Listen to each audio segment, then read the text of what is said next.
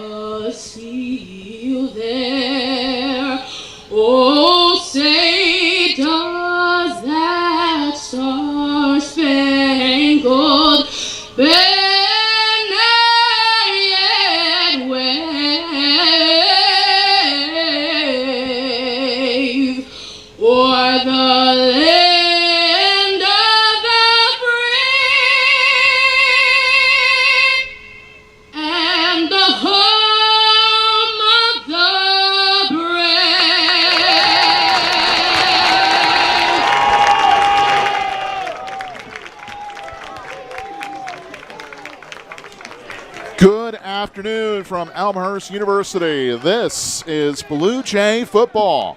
I'm Brian Crozier with you reporting live alongside my broadcast partner Aaron Shallett.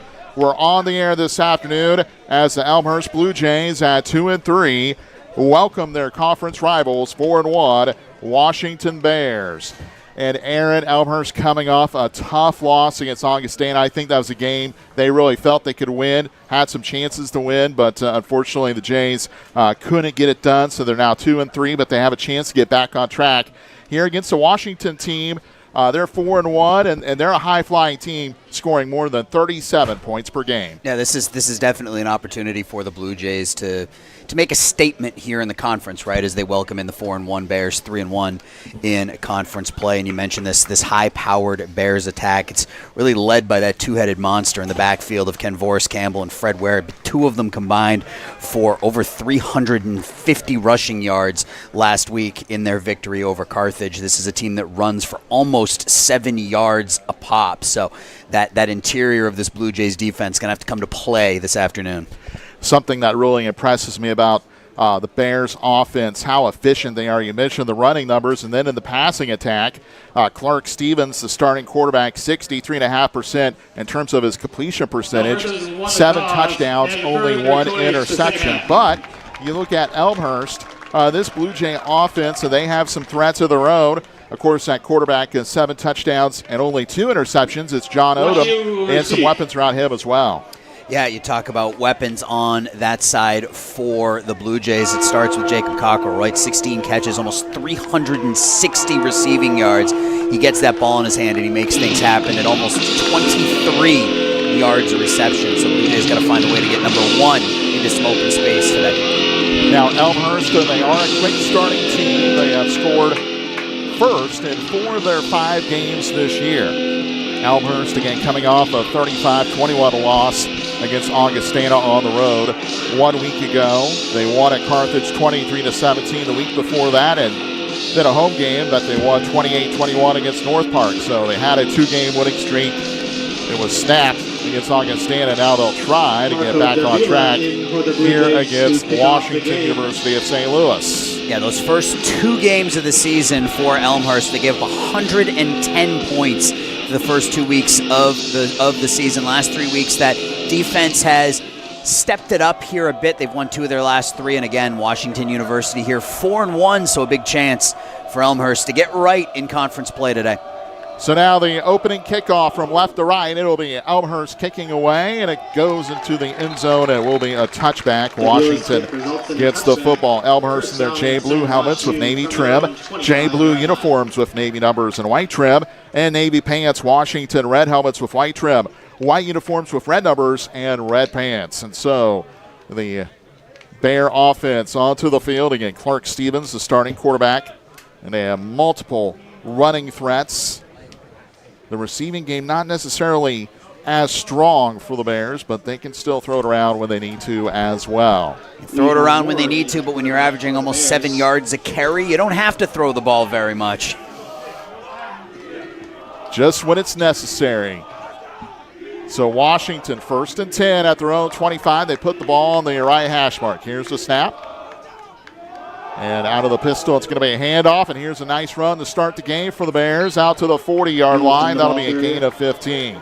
Yeah, that was Campbell on the draw, and actually getting the start under center is Levi Moore. He is their running quarterback. He's got 13 carries, 88 yards, 3 touchdowns, and he gets the start under center as as Hamilton rips off 15 yards on that first play. So a change up Moore at quarterback in the pistol. He'll get the snap. He'll hand it off again. Same play, and it's pretty much the same success, actually more success. Now a fumble at the end of the play. Is the ruling that he's down? Yes, the ruling is that the running back down, but it's a gain of 20 yards. And what a quick start for Washington. Yeah, we talked about Campbell and Ware, that two-headed running back tandem. This has been Kenneth Hamilton out of the chute here. A couple of carries, 35 yards here already. So we talked about Washington's run game, and they're showing it here right out of the chute. So now 1st down, 10 yards to go. Washington across midfield, now in Blue Jay territory at the 40-yard line. We're 1 minute into the ball game. 3 receivers out to the left now. Man in motion to the slot and to the tight end spot on the left side. It's going to be another handoff up the middle. And right now, Elmhurst being gashed up the gut. A gain of 5 on the run by Hamilton. Hamilton, the 5'8" senior out of High Ridge, Missouri, hasn't played since the 28th of September. That was against North Central, so missed a couple of games, but back out there here early. 3 carries, 40 yards already for Hamilton. 2nd down, 5 yards to go. The football right in the middle of the field with 13:27 to go and rolling. Elmhurst in their base 4-2-5 defense. 2 receivers left now. Man in motion right to left. for Washington. Here's a snap and another handoff, and it's another first down, much more, 25-20 after a bounce out left to the 10, to the 5, and that is a walk-in touchdown for Hamilton and no flag, so Washington up first, 6-0. Yeah, that didn't take long. The same play run 4 consecutive times by the Bears, and it ends in a 25-yard touchdown run. 4 carries, 75 rushing yards for Kenneth Hamilton on that first drive. Now the extra point on the way for the Bears. Spot is down, kick is on the way, high kick, and it is good for the Bears. Ross Munchik with the extra point, sophomore out of California, makes it 7-0. Well, Washington, they just decided after that first play, it was a really nice gain, 15 yards. They just kept running it, and they're going to ask, I think, Elmhurst to stop it at some point in the second drive whenever they get the football back. Yeah, that option play, Levi Moore out there, just right up the gut 4 consecutive times to Hamilton. And on that last one, that 35-yard touchdown run, he bounced it to the outside nicely, avoided a couple of tackles, and scooted in. Good start for the Bears. Blue Jays need to rebound. So Elmhurst will receive. Again, Elmhurst 2-3 overall, 2-2 in the conference, looking for their best season since 2016. This kind of a swing game in their efforts to end the season 500. So now the kickoff from Washington. High. It's going to be short of the end zone, though, so a return opportunity. Caught around the 7. Up the right side, bounce out to the sideline and out of bounds near the 27. So about a 20-yard return, and a nice return there for Tavion Porter, a running back who is a 5'10 junior. Yeah, Porter is kind of that home run threat back there, has a touchdown this year on a kick return, 97 yards earlier this season. Good return, gives Elmhurst pretty good field position to start their first drive. So Elmhurst moving left to right. 2 minutes into the contest. The Bears have a 7-0 lead, but the Blue Jays trying to answer right now. They're in the shotgun. Quarterback gets the snap, and they're going to hand it off up the middle. So we've had a lot of handoffs up the middle. Odom handing it off that time, and really no gain for the Jays right there. And Darius Lane up the middle, got hit in the backfield, was able to wriggle back to the line of scrimmage, so 2nd and 10. 2nd down and 10 from the 29-yard line. 2nd and 10 coming up. Elmhurst at their own 29. Clock is now rolling. That stopped for a moment, now is running. And Elmhurst has 2 receivers, actually 3 receivers to the left side. One's a tight end, though. Now the slot receiver in motion a little bit. Here's the snap. It's a look to the left and a throw and a catch at the numbers, and a tackle's going to be made. A gain of about 4, but Stevens, that is Odom finding a receiver out there for about 4 or 5 yards around the left numbers. Long throw. Max McCarville out there makes the catch, picks up, as you said, about 4. So a manageable 3rd down here, 3rd and about 6.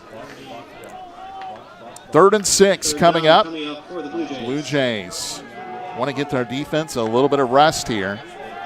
You'd like to get at least 1 first down, give that defense a chance to sit down and talk about things after a rough first drive. Here's the snap to Odom. Or actually, the man's going to move right before the snap. And let's see what the call is. I think false start. And it is. Offense, number 77. And that's just a drive-killing penalty more times than not. Makes 3rd and 6, 3rd and 11, and an obvious passing down here for the Blue Jays. See if they try to get Cockrell open into space. It looks like the Bears in more of a zone defense here, as you don't see anybody following Cockrell across the field. See if they can find some open space for him. Washington, a base 3-4 defense, but they can adjust that a lot. Now, 2-by-2 formation, 2 receivers left and right for the Blue Jays. Odom gets the snap, and he is hassled, and he'll be brought down. Now the ball is loose, and a catch. Are they saying he's down? Yes. The referee, our white cap, comes in and says the running back Odom, the quarterback Odom was down, and so that flick, if it was intentional, will not count. A loss of 2, 4th and 11. And that was the defensive end Jack Middleton getting around that left side and taking the legs out from Odom before he was able to flip that ball forward. Middleton is a problem on that left end. That's his 4th sack of the season. So now Elmhurst the punt, just under 11 minutes to go. Washington up 7-0. And a substitution, so Washington has a chance to sub. Play clock down to 4. Play clock down to 2, 1, and they will not get the snap off, or the officials let it go. There was a heavy rush. Punter gets it away, and now caught at the other 30, and a return to the right now, and there's some blocks here. Will he be able to get to the edge on the right side? Yes, 40, 45, 50, the other 40, 30, 20, 15, 10, 5, touchdown. Touchdown Bears. I do not see any penalty flags. So a special teams touchdown for Washington, and this is not the start the Blue Jays wanted today. Colin Goldberg made that over-the-shoulder catch. That was a nice punt from the Elmhurst kicker Giovanni Oristano, but over-the-shoulder catch made by Colin Goldberg. He came to the near side, retraced his steps, went all the way back to the far side. That wall formed, and once he got through that first wave of Blue Jays defenders, he was off to the races, and you're right, 13-0, extra point pending here, not even 5 minutes in. And the extra point is pure, 14-0. Washington in the lead. Let's see this again. I mean, he is pretty much in trouble there at the 30, but that initial tackle missed, and then you see a nice job there by one of the Bears blockers to avoid a block in the back. That was, I believe, Colin Donahue, and a good job to avoid a block in the back there. And then, Aaron, it was all green grass, or green artificial turf in this case, for that run back by Goldberg. Yeah, those long punt returns usually happen when that punt return is able to make one or two guys miss, and that's exactly what happened there. Blue Jays had him a couple of times wrapped up right around the Washington 30-yard line, but Goldberg was able to break out of those two tackles, and as I said, once he got through that first wave. Now, if you're Elmhurst, I guess you take a little bit of heart in. You've had some games with wild swings. The first game of the year, Elmhurst was up 20-0 against Adrian, and then gave up 55 points in a row. So they're going to try to do that against Washington here on this Saturday afternoon. Yeah, it's going to be tough against a team that runs the ball as well as Washington does, though. You know, ability to kind of grind that clock and run the clock down. Now, a line drive kick is picked up near the 10. Nice return up to the 20 and then the 25. A tackle finally made there. A gain of 15, maybe 16 on the return. Tavion Porter with that return. And now the Blue Jay offense, their second opportunity here, Aaron. And this is a drive. Of course, you want to get points every drive that you have in football, but at the very least, they need to get a couple first downs. Yeah, you want to move the ball a little bit here. Show the Washington team that there's gonna be some pushback on the other side. See what the Blue Jays dial up. So John Odom at quarterback, Porter at running back on his left hip. It's going to be two receivers to the left, tight end and receiver out to the right side. On this 1st and 10 play, a play action now, throw up the seam left side, and a catch is made on a throw that was a little bit behind the intended receiver, but a catch made for Elmhurst, and that is Caleb Garner on the catch. Nice play by Garner. You said it. Odom put that ball behind Garner, and he had to adjust on that route across the middle, reached back. We'll see it here. Saw it there again. He had to reach back, pull it back in, made the catch, didn't let the ball hit the ground. So here's your first down of the game. So the 40-yard line now for the Blue Jay offense, their own 40. Two receivers and a tight end right side, running back to the right of Odom, and a receiver out to the left. Here's the snap, and a play action now throw to the left slot, and Garner with his second catch in a row, a gain of, we'll call it 5, and it'll be a 2nd and 5. Another nice route by Garner there, just inside then out. Got himself open. We'll say this, two tough catches there for Garner. The first one kind of behind him, and then the second one was almost a ground ball to the shortstop. Had to dig it out of almost the ground there. And he's already doubled his season total for receptions in this game. Came into the game 2 catches, 9 yards. Has a couple of catches here early in the first quarter. So 2nd and 5, Blue Jays, the 2-by-2 look. Odom in the gun, gets the snap, hand off. It's going to be right up the middle and a bounce out, but nothing there for Porter, who averages 4.6 yards per carry, unable to get and really anything on his first carries of this ball game. Yeah, ran into his center as he tried to push that one right up the middle, tried to bounce it to the left. And as you said, not able to pick much up, so it'll bring up 3rd and about 5.5. This is a 3rd and medium situation. The Jays had a penalty last time that really hurt their chances of succeeding. Let's see if they can pull this one out of the hat on 3rd and 5.5. Odom gets the snap, a blitz from the right, and a throw over the middle, and the catch is made by R.J. Anderson, and he'll have it up. Yeah, you love that big security blanket tight end, right? The 6'4 senior out of Algonquin just found space beyond the sticks, turned and made that 83 available to Odom, who hit him right in the chest. Good start here for John. 4 for his first 4. Came in with a completion percentage on the year south of 50, so he's completed his first 4 passes of the game. That's a good sign for the Jays. And that last throw was right on the money. So Odom maybe getting into the flow of things here. 1st and 10, Blue Jays now in Washington territory at their 49. So crossing midfield for the first time. Man in motion, almost hit him on the snap. Now a run to the left after the snap, and absolutely no room right there for Darius Lane. He'll actually lose a yard. The Washington defense able to string out that play and make it a loss of 1. Atlanta had a good game last week against Augustana, 13 carries, 47 yards, and a touchdown. Also caught 3 balls for 41. So we're going to have a timeout called here. So Elmhurst calling their first time out of the half. 7 minutes, 3 seconds to go. It's been all Washington so far. Blue Jays trying to scratch and claw back into this ball game.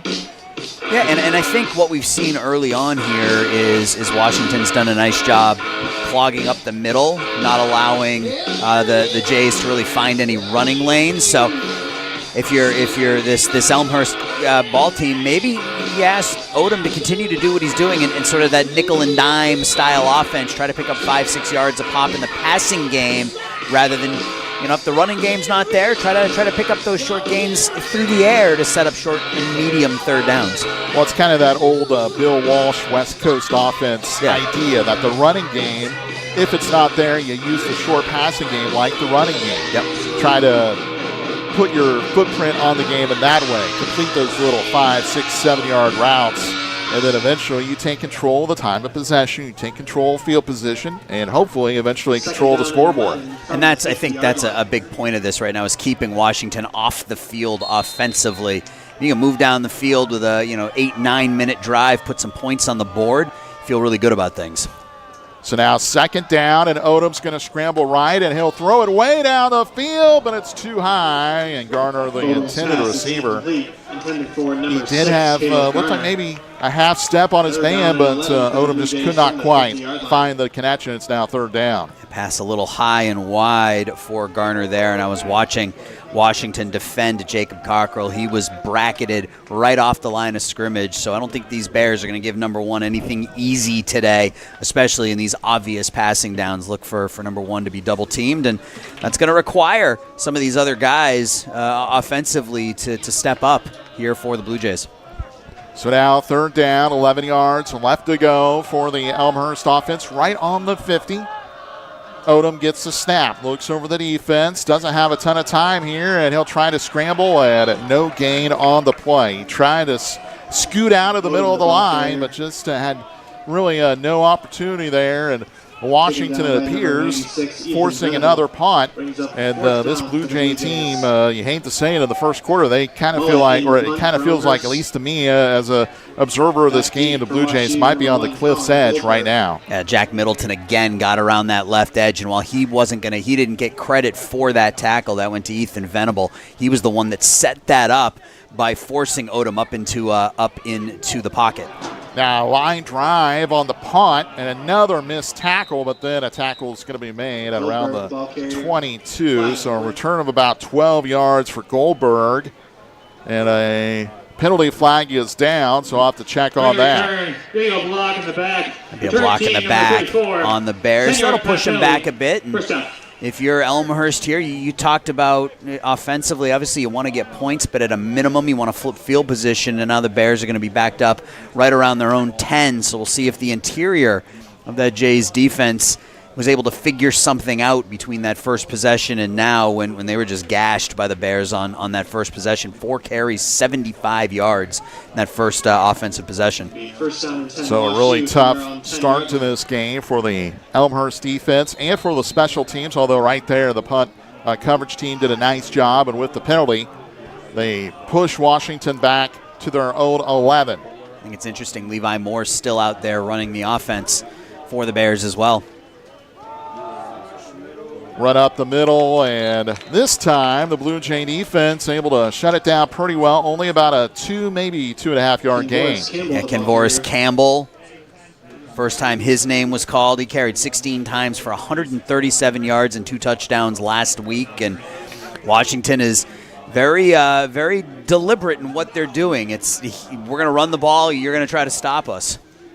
Now man in motion from the left to the right. We have 2 receivers left and now 2 right.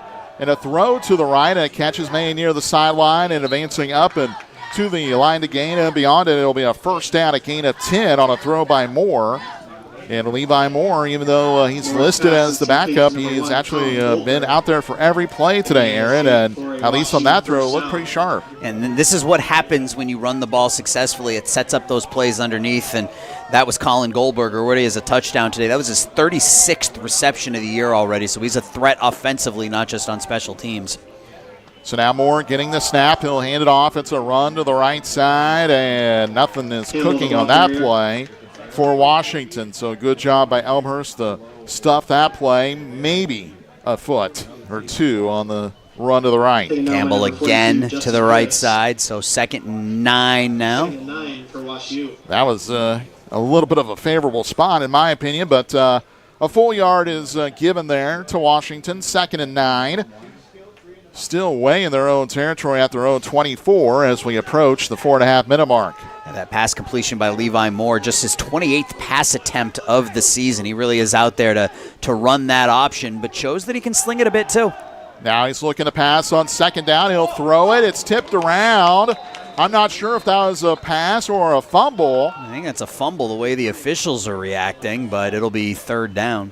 So Washington able to get on the football. That Early it was on the field, the fumble recovered by WashU. 3rd down. It was ruled a fumble, as you just heard from our referee, but a loss of 2, and now 3rd and 11, and the Bears for the first time behind the 6. If you can force Moore into being a pocket passer, I think that's what the Jays are looking to do. Try to keep him in the pocket, force him to throw the ball, set and throw the ball from the pocket. I think they can exploit that. Now a trio of receivers out to the left and a single receiver out to the right for Washington. Here's the snap, a look to the right, a throw to the right, and it is intercepted! Blue Jays pick it off at around the 26. Is that Garner on the pick? I believe it is. I think that was the line. I think that was Charles Scott, the linebacker, number 0 out there in the flat. We'll watch this here again. Just missed his target completely. Yeah, that was Charles Scott, the senior linebacker out of San Diego, makes the nice diving interception to his left, and maybe that's the momentum switch that we needed here. You talked about flipping field position. Elmhurst was able to do that. They get a turnover here. They're deep in WashU territory. And they forced the Bears into really a pass situation for the first time in the game. And you saw right there from Levi Moore, his first throw was definitely on target. That one about as wild as you can get. And so a pickoff by Charles Scott. And now Elmhurst in great field position at the Washington 27. Here's the snap. It's going to be a throw right side. And now a ladder to the 20, to the 15, and a tackle made at the 14, the old hook and ladder. And it's a first down. Don't see that very often, but it was executed perfectly. The short little hitch to Max McCarville, underhanded it to Jacob Cockrell, who picked up a first down. So pulling everything out of the bag today. And that's how you get the football in the hands of Cockrell, is throw it to another man and then pitch it back to him. So now first down for Elmhurst. They're in the red zone at the 15. Football on the right hash mark.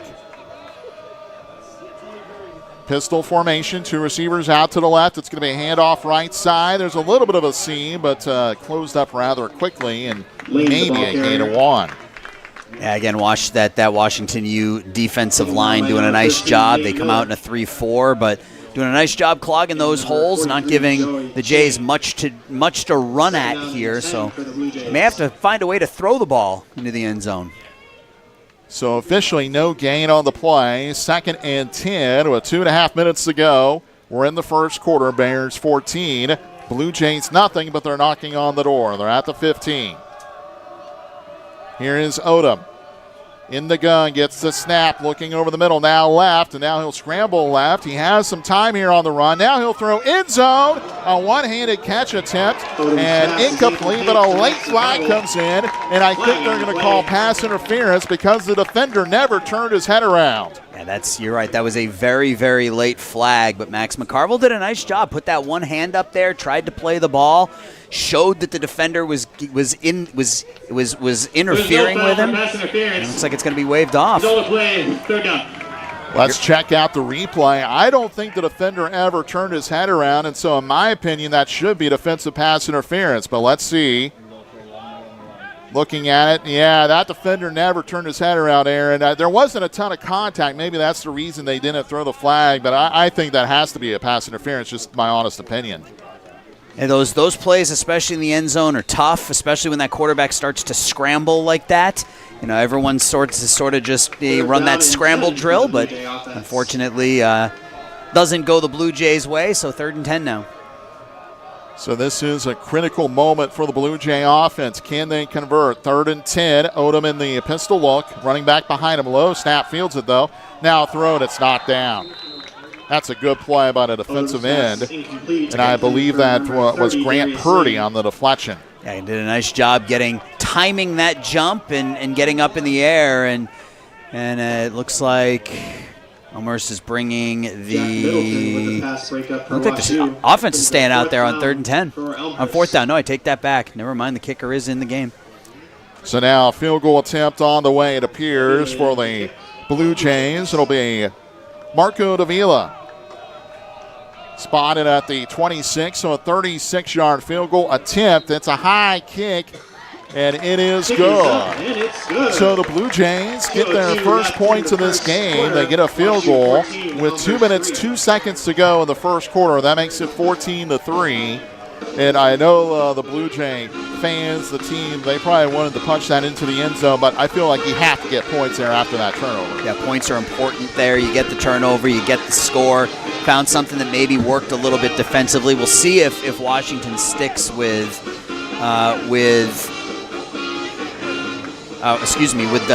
their starting quarterback there with Levi Moore, if he comes back out here for his 3rd drive, or if they'll go over to Clark Stevens. But I think with Levi Moore, Blue Jays found something that worked a little bit there. Try to keep him hemmed in the pocket and force him to throw the ball a little bit more. And we saw what happened there on the last drive. We'll see if Clark Stevens comes out for this 3rd drive for WashU. Elmhurst about to kick away. This is just a beautiful Saturday afternoon for college football. Not a cloud in the sky. You could not draw up a better day for this matchup between conference foes. Elmhurst trying to move their overall record to 3-3, give them a conference record of 3-2. Washington at 4-1 and 3-1. So here is the kick, line drive, sidewinder, but it will bounce into the end zone, and that'll be a touchback. Washington 1st and 10 at their own 25. And again, another important drive here. If you're the Blue Jays, you were finally able to stop this Washington U offense. Got a turnover, got some points on the board. Ideally, send them 3 and out, get the ball back, try to get some more points. And if the Bears come out with Levi Moore at quarterback, I think the goal is certainly easier said than done, but is to force them into pass situations, those 2nd and longs, those 3rd and longs, where the passing option is really the preferred option. It does appear that Moore's still out there. And he's got Fred Ware with him on his left this time. So 3rd drive, 3rd different running back to be out there next to Moore. Here is the 1st and 10 snap. It'll be a handoff, run to the right side, and this Elmhurst defense, they were gashed, and gashed badly. on that first drive, Aaron. But ever since, they've only allowed probably 7-8 running yards. Yeah, they've had four running attempts since that first drive for 3 yards. They had 4 carries, 75 yards on that first drive, 4 carries for 3 yards since then. So this Elmhurst defensive line is stiffened up here over the last 2 drives. Definitely an adjustment for Mike Murray, the head coach of the Blue Jays, and the rest of that defensive coaching staff. 2nd and 9 with 1:24 to go here in the first period. 14-3. Washington in the lead, but Elmhurst has the momentum. Here's the snap. Moore's looking. He'll throw to the left side. It's caught. And this will be a first down, it appears. Yes, and a bounce out toward the sideline left side. Out of bounds at the 40-yard line. And that was a nice catch and then run by Colin Goldberg. He has been the man that really has driven that punt return and then the receiving part of the Bears offense today. A couple of catches, about 22, 23 yards here for Goldberg in the early going, and then the 71-yard punt return. So Goldberg, the junior out of Atlanta, has made an impression here in quarter number 1. So 1st and 10 for Washington at their own 40. Football on the left hash mark. It's going to be a handoff out of the pistol and a nice run, maybe 6-7 yards for the Bears on that particular play. And on the run that time, Fred Ware, the 5'7", 197-pound junior out of Carrollton, Texas. Yeah, Ware, 39 carries, 334 yards coming into play today. That's 8 yards a pop. Those 2 running backs, Kenvoris Campbell, Fred Ware, have run the ball 86 times this year for a yards per carry of exactly 8. It's hard to stop an offense when your 2 top backs are gashing you for 8 yards a pop. And the really impressive thing, at least to me, is in terms of the rotation, he is the 3rd man rotating in this game. Yep. So Washington's going to take it to our first quarter horn. This is the end of the Washington first quarter. 14, Elmhurst 3.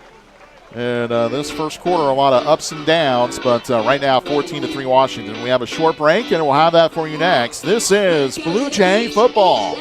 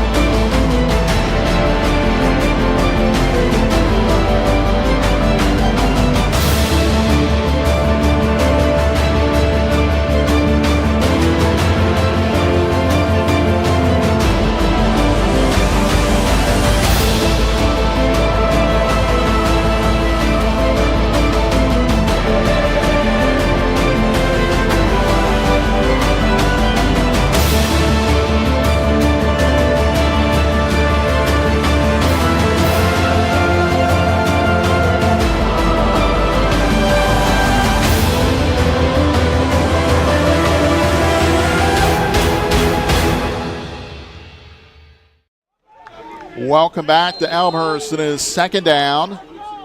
About 3 yards left to go for the Washington Bears. Their offense on the field. It's going to be a handoff right side, and stone dead right there at the line of scrimmage. No gain for Washington, and now a huge 3rd down coming up, 3rd and short. Yeah, Charles Scott in on the tackle. He was the one who had the interception on the last drive. And, yeah, you got a big play here, 3rd and 3. And Washington quickly to the line. Moore gets the snap, handoff right side, and stretching out to get the first down is Fred Ware. And that final stretch gave him just enough to get into the 50, and that was a first down for the Bears. And they'll continue to try to march it down the field. Yeah, almost 100 rushing yards already for WashU here, just underway in the 2nd quarter. And again, not a huge surprise. This Bears team runs for 210 yards per game. Elmhurst allows 200 yards per game on the ground. So Washington's strength is Elmhurst's weakness, and we saw it in that first quarter. Now Moore getting another shotgun snap. It's a handoff. This is Ware, and he'll kind of snake his way through that 1st and 2nd level. He'll get about 7-8 yards. I think 7 is officially where he spotted down. 2nd and 3. Yeah, this is where this Bears offense is dangerous when you allow them to pick up 7 or 8 yards on first down, especially where they are here at the 43-yard line. You can run just about any play in that playbook right here on 2nd and 2. We have an injured Washington player, I think. As a couple Bears come off the field. Looks like John Benke, one of their tight ends, and then Fred Ware, the running back, both came off. I'm not sure who was the injured party. Hamilton back in there, 4 carries, 75 yards already for Kenneth. This is the first time we've seen him since that first drive. Hamilton now on the left side of the quarterback, Levi Moore, who gets the second down snap, and now a handoff and up the gut. It will be a first down, a gain of about 6. Boy, this Bears offensive line, they have 3 seniors, 2 sophomores, and they are they are really inputting their will on this Blue Jay defense right now. Yeah, there's nothing really special about what they're doing. It's just Moore takes the handoff, he hands it to his running back, who takes it up the middle and finds the hole and picks up 6, 7, 8 yards. Imposing. That was the word I was trying to find. It's a good word. Third time the charm. All right, it is first down, 10 yards to go now for the Bears at the Blue Jay 38. It's going to be a shotgun snap and a handoff right side. This is a huge run to the 20 and almost the 15. And once again, Fred Ware on the carry, and he'll get it to the 16, so a gain of about 22. And he just bounced it to the right side, and there were no defenders there. And that's that nice move right there to get through that second layer of this Elmhurst defense, a pickup of 22, as you mentioned. And this Washington running game is as advertised. So Washington at the 15 with 12 minutes, 4 seconds to go. Man in motion right to left. It's a handoff to the right. And Ware bounces off one tackle, and he'll get it inside the 10 to about the 8.5-yard line. That'll be about a gain of 7. And this Washington offense, again, just marching it down the field. The Blue Jays were able to get that interception on that last drive, but on this drive right now, just it does not seem like this Blue Jay defense has an answer. Justin Harris had a piece of Fred Ware there, but Fred was able to break through the initial tackle and get into the secondary. So now 11:25 in the quarter. Washington up 11 and trying to add on to their lead. A handoff left side. This is Ware to the 5 and hit down at the 2. A big hit. And he is shaken up a little bit, I think, and he'll stay down. So he is going to have to come out of the game for at least one play. A really nice hit there at the end by Chris Reeves, the strong safety. Yeah, strong safety did what exactly a strong safety is supposed to do. Came up and laid the thunder down on the running back, and still down after that hit is Fred Ware, as the senior out of Brighton, Michigan, Chris Reeves, laid that shoulder right into his chest. Tell you what, you play strong safety in this part of the country, you have to be a good hitter. You have to be a big, strong hitter, and right there, Chris Reeves was able to dole out a little punishment, and Ware again will have to step out for at least one play. But with 11 minutes, 11 seconds to go in the second quarter, it was a first down that was earned on that last play, Aaron. So now first and goal to go for the Bears, and the Blue Jays just have to figure out a way, somehow, some way, to get a stop. Yeah, no Levi Moore in the backfield here. This is Kenneth Hamilton and Kenvoris Campbell behind center. So kind of a change of formation here for the Bears. And the Wildcat, Kenneth Hamilton in the Wildcat. Hamilton gets the snap. He's going to run it left side, and he was hit at the 2 and got it to the 1, but could not get in the end zone. So at least on that first down play, the Blue Jay defense able to get the stop. Stacked up at the line by Keith Cohens, the linebacker, makes the play. The freshman out of Detroit makes it second and goal. But the football now at the 1-yard line. I wonder if Washington might go under center and try a sneak. No, they're going to stay in this Wildcat look. This is Kenneth Hamilton. He'll get the snap, fakes the handoff. He'll run it right side, and he'll get in. Touchdown. Touchdown Washington. 10 minutes, 22 seconds to go in the first half. And now the Bears up 20-3 with the extra point pending here in a moment. Hamilton, that's his second rushing touchdown of the afternoon. That first one was a 35-yarder in the first quarter. This one a little bit different. Just a little 1 yard off right guard. So now extra point kick on the way. It is high, and it is Kick is good. up, and it's good. 10:22 left in the second quarter. Ross WashU Munchik, 21, Elmhurst 5'9", 3. 155-pound sophomore out of Menlo Park, California with the kick. It's now 21-3. Washington in command at the moment. And if you're this Elmhurst team, Aaron, the offense, they were able to get a field goal the last time. They need to have some points on this next drive, try to get that momentum back. And then defense looked like maybe they had an answer for a little bit, but now Washington has adjusted back, and now Elmhurst finds themselves in some trouble again with that defense. Yeah, 12-play, 75-yard drive, took 6:40 off the clock, and it was just run. There was one pass in that 12-play scoring drive, and yeah, if you're Elmhurst, you don't change. You don't change your play strategy here. I mean, it's still early, 10:22 left in the first half, still plenty of time to get back into this one, and they just got to figure out offensively how to move the ball a little bit again. Maybe if it's more with those quick passes and try to pick up 4 or 5 yards in the air. Or the running attack hasn't worked so far. 6 carries, no yards for the Jays here so far. Now the Blue Jays will return it from a yard deep in the end zone, and they can't get it out to the 20. And so a little bit of bad field position on the way for Elmhurst. Yeah, that was Tavion Porter. Watch him get submarined here. Nice tackle, taking the legs out from underneath him. That was Cal Newell, sophomore running back out of Lincoln, Nebraska, on that special teams tackle. First down and 10, Elmhurst from their own 18. So the Blue Jays from their own 18 will begin this drive, and they are in desperate need of a long drive that ends in points. Of course, they'd love to have a touchdown, but just again, trying to get it back to that 2-score level, and then you can work from there with 10:15 to go in the first half of play. Quarterback gets the snap. It's going to be a handoff left side and a gain of about 1. So Odom handing it off. And again, this running game just cannot get on track for the Blue Jays. And that was Darius Lane out across, right outside the 20. They're going to put it right at the 20, I think. So a pickup of 1 for Lane.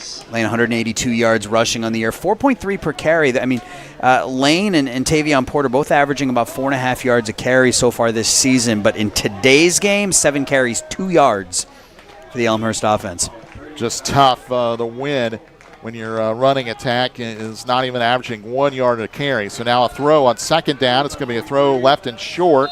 It is caught, but out of bounds, I believe, is the ruling. So now Cockrell on the catch, but couldn't get a foot in bounds. And so third down and about 8.5 coming up for the Blue Jays. And that was late pressure from Joy Chain, the middle linebacker, came around that right side of the Elmhurst defense and forced John Odom to throw that ball high and wide. So another 3rd and long setup here for the Blue Jays.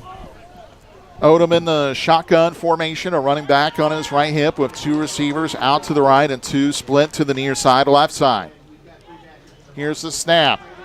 Odom looking, has to scramble. Now he'll try to run it forward. A flag is down. I think a face mask will be the call. Odom not able to get anything on the run, and let's see what the call is. I think he got back to the line of scrimmage, but I think it's going to be holding here on Elmhurst. Yeah, the initial signal, sometimes you can't tell if it's holding or face mask. I thought it might be a face mask, but it is an offensive hold called against the Blue Jays, and so it is declined. And now with 9:17 left to go in the second quarter, already 21-3 for the Bears, and they are about to receive another punt. Campbell's already returned one for a touchdown, Goldberg has already returned one for a touchdown for the Bears. High but very short. It's going to bounce near the 43, and Washington gets away from it, and it goes out of bounds at the 44, I think. And now Washington in command of this game. They have the football in Blue Jay territory at the 44. They lead 21-3. They're going to try to put their foot on the gas pedal right here and try to run away from this Elmhurst football team, I think. And this is where you have to be careful if you're the Jays. This game is still within striking range if you can keep Wash U off the board here, but another touchdown makes it 28-3 midway through the second quarter, and against a team that runs the ball as well as this Bears team does. It's going to be hard to get back into it because when they get the ball, they're going to chew time. They're going to chew 5, 6, 7 minutes off the clock with every possession. They've been very successful running the football in this game. Elmhurst has to figure out a way to minimize the running attack here from Washington. But now they're going to throw and a seam pass, and it's caught. And so close to first down yardage. It is a first down, a gain of about 12. And just a little quick pass from Moore. And he found a receiver going over the middle. Looks like Lucas Blumenthal on the catch. Blumenthal, a freshman out of Dallas, Texas. First down and 10 at the 32-yard line. So 1st and 10 coming up for Washington at the Blue Jay 33 after a gain of 11. Levi Moore in the shotgun, running back on his left side. Moore gets a snap, fakes it, now he'll throw left, and a catch is made at the numbers. And now inside the numbers at the 20 and down to the 15. So a gain of about 18, and that'll be a first down. And a catch made for Washington by Mikhail Carter, a wide receiver, a sophomore out of Alpharetta, Georgia. Yeah, that was a nice throw by Levi Moore. Made that throw before Carter had even turned his head around. Carter turned his head around that ball, hit him in the chest, and Mikhail was able to break it into open space, pick up the first down. So now 1st and 10, Washington at the Elmhurst 16. With 7:50 and rolling left to go in the period. Here's the snap and a run right up the middle and about 3, maybe 4 yards for Kenneth Hamilton. Tripped up by number 0, Charles Scott. Hamilton 7 carries now, 67 yards.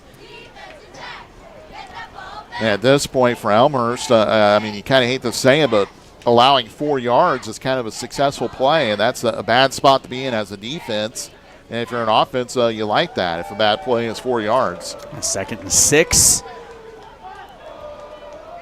Let's see if the Blue Jays can shut the door here on the Bears in the red zone. It's a pistol look. Moore gets the snap. Hands off. Hamilton avoids a tackle. He runs to the sideline, and a tackle made at the sideline.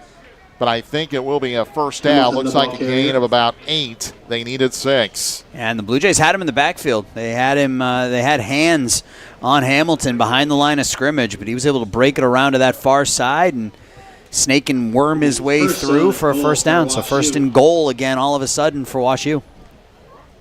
First down for the Bears. Just under 7 minutes now to go. Already up 21-3. Washington trying to shut the door on this game right now with a touchdown. Just outside the 5. Moore in the gun. Hamilton on his right side. He's going to throw it. He goes to the end zone. A flag is thrown, and a touchdown is the end result of the play, pending the flag. We'll have to see if it's defensive or offensive pass interference. By rule, the penalty decline. Oh, it's going to be defensive pass interference on Jeffrey Leylighter. I thought for sure that was going to be offensive pass interference on Mikhail Carter. It looked like he had both of those arms extended before he came to make that back shoulder catch. We'll watch it again after the extra point, but another touchdown here for Wash U. So Mikhail Carter with his 4th touchdown of the campaign. Now the extra point, and it is good. Extra point is so now 28-3, and let's see on the replay what happened here. A lot of hand fighting. I don't know. The ball was caught, so in the end result, it doesn't matter. But yeah, a lot of hand fighting. But at first glance, to me, it looked like Carter, a little bit of an extension there to get himself clear of Leylighter in that back corner of the end zone. Yeah, the issue there is I think the defender kind of initiated it. And so the push-off kind of an end result of that. I'm not sure on that play. Hate to be too critical. I mean, the official's right there on the spot. Yeah. Can see it a lot better than we can on the replay. Yeah, I think it's one of those, if you call it no call, it's okay. If you call it defensive, it's okay. If you call it offensive. Yeah. I mean, you could call it 3 ways really right there, I think. 5-play, 44-yard drive, 2 minutes, 42 seconds off the clock. And Wash U is, as I said earlier, they are as advertised, 20 carries for 150 yards here in the first half. First down and So 10, 28-3, Washington over Elmhurst with 6:20 left to go in the second quarter.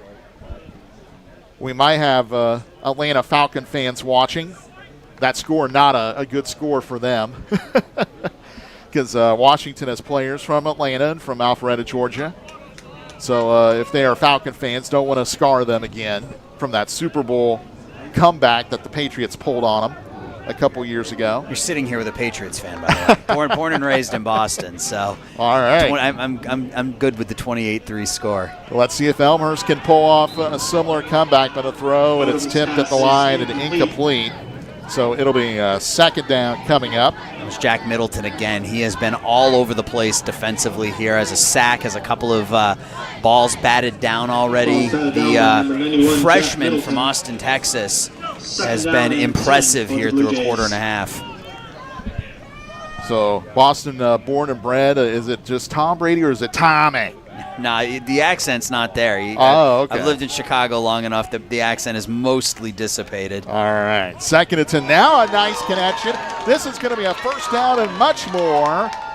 Out to about the 42. Cockrell finally is stopped and brought down, but a gain of 17. A nice throw from Odom, and then Cockrell, a nice run and catch, or a nice run after catch, and then that is the sort of play the Blue Jays are going to need, Aaron. Yeah, they had Washington had a linebacker, Brady Wilmer, number 40, guarding Cockrell, and if that's the defensive alignment, the Blue Jays need to go to number 1 over and over and over again. So his first catch of the game, the big play threat, averaging almost 23 yards a catch this season.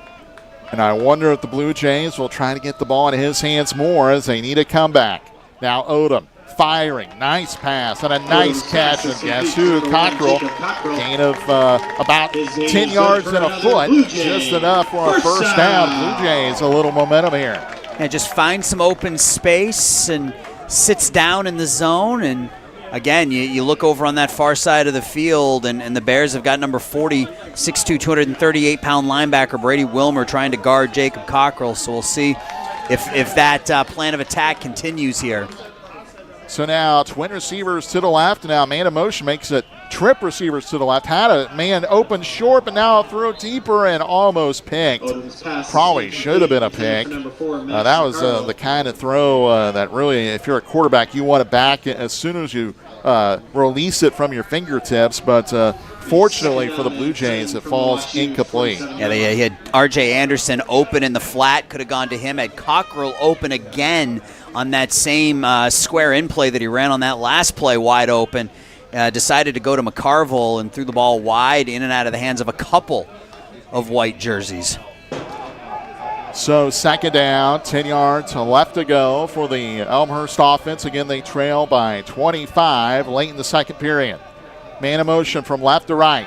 Odom gets the snap, pump fake. Now he's going to scramble left. He has some room, and he'll elect to throw it, and it's way overthrown. And after that throw, I know this is kind of second guessing, but I would have loved to see him run, and he probably could have picked up at least 7-8 yards, if not a first down. And you see he throws the ball.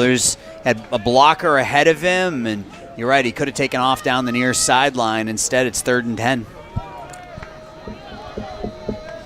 So a critical third down for the Blue Jays, being down 28-3. If they don't convert this, Aaron, they might go for it because they're in a bad spot right now. You look down on the far side of the field now. Jacob Cockrell being bracketed by Wilmer and Brett Kersimer, the cornerbacks. So now 2 defenders down on number 1. John Odom gets the shotgun snap. He's going to throw left and short. It is caught. And a tackle is going to be made at the 41. So that shortens up the potential fourth down play as the catch is made by Caleb Garner. Nice day for him so far. Gain of 6. I think the Blue Jays have to go for this. Yeah, absolutely. Made a man miss there, picked up an extra couple yards, makes it 3rd and 4. And on the opposition 41 with 4 and change left, I think you're right. If you can pick up the first down here, you can probably run this down to the final drive of the half and try to go into halftime with some points. So just a huge play here. 4th down, 4 yards left to go. Elmhurst gets the snap. Odom over the middle, and a catch is going to be, it is bobbled and dropped. I thought that Cockrell would bring that in even after the bobble, just couldn't quite hang on. That is that has to be heartbreaking for Cockrell. That would have been easily a first down near the 30. Yeah, nice strike by Odom. Found an open Cockrell. He was surrounded by a quartet of Bears defenders, and ball just in and out of his hands. You're right. That would have been a first down, and that would have continued this drive for the Blue Jays. But instead, it goes over to the Bears now with 4 minutes left, and they're looking to put another 6 on the board before we get to half. So Washington 1st and 10 after they get the stop, the turnover on downs.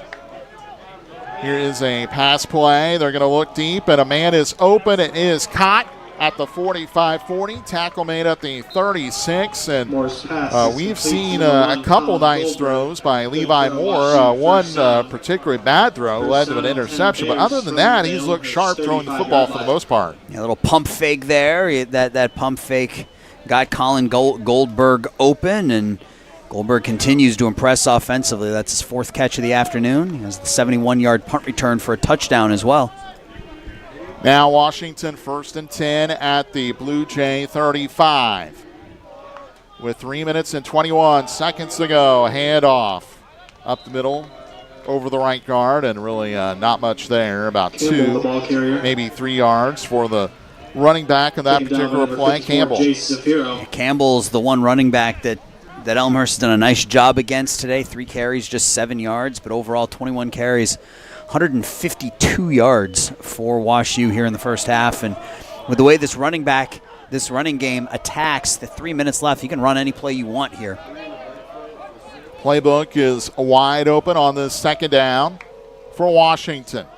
But it's going to be a handoff right side, a patient run, stretching it out, and then a cut up, and a gain of about 4, maybe 5 for Campbell. A big hit by Charles Scott at the end there, but I like the patience from Kenvoris Campbell, waiting for those blockers to make contact with the Elmhurst defense, and is able to pick up a handful of yards, make it 3rd and 3.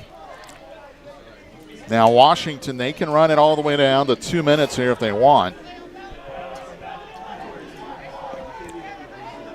Certainly it looks like, though, they'll snap it.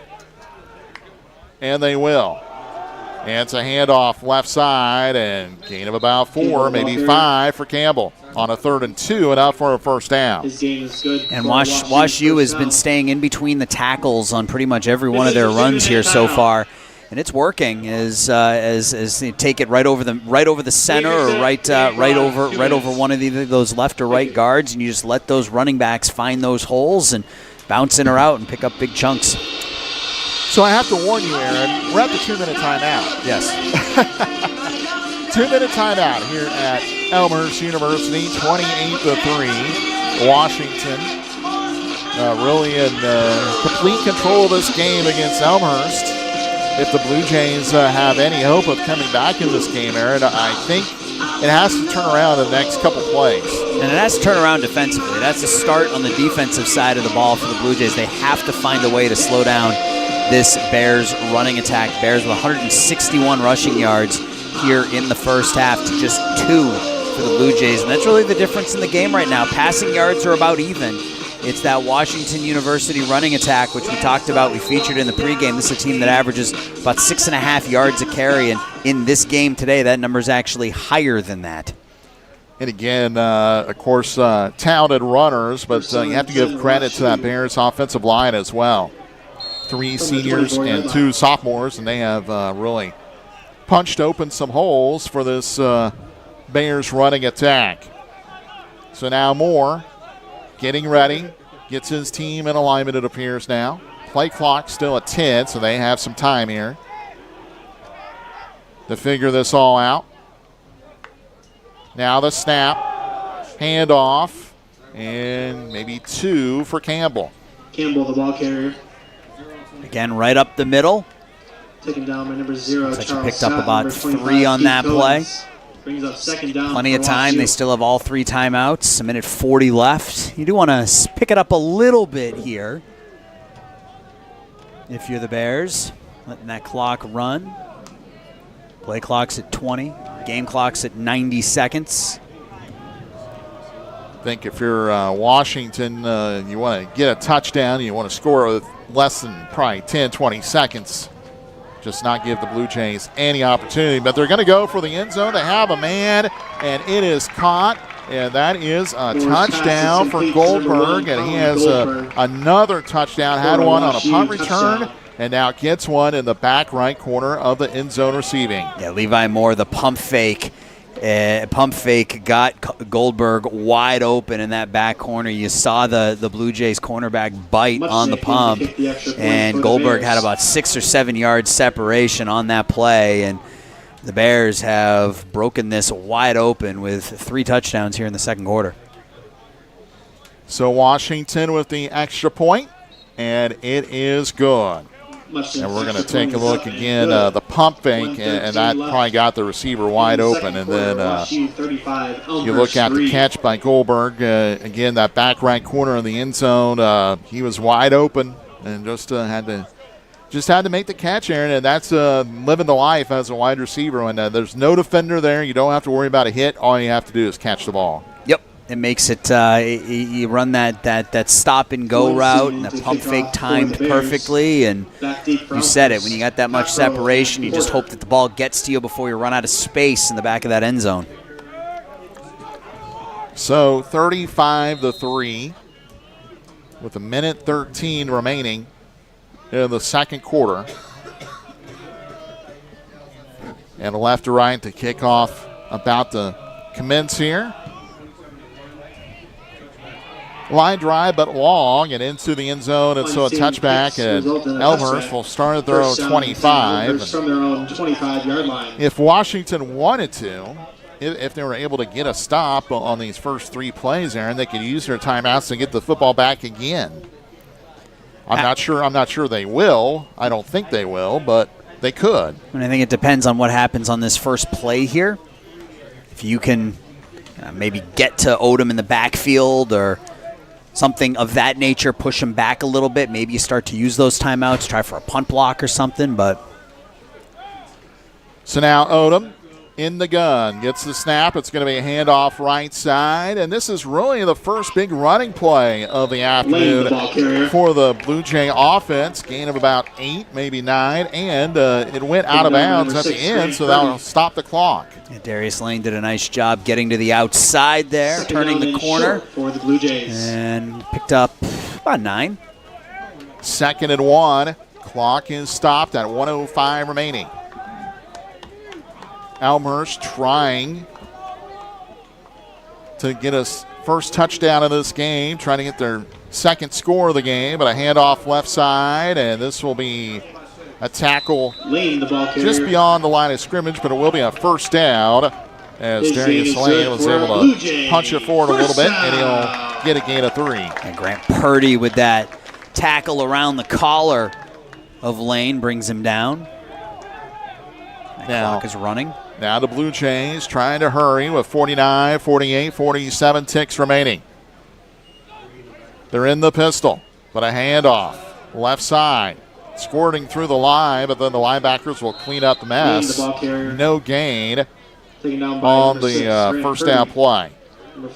Purdy again on the tackle. That clock continues to tick, and Elmhurst looks content to just let that clock tick down and come to the end of the first half, which, I don't know, after that first down, I thought maybe they might try, considering they had a couple of timeouts left, but they don't have to run a play. They're lined up as if they will. Here is the snap, and it's going to be a run. Right side, gain of about 6, maybe 7, but that will be the final play of our first half of action here at Elmhurst University. So Elmhurst, they find themselves in a world of trouble right now, trailing Washington 35-3, entering our halftime break.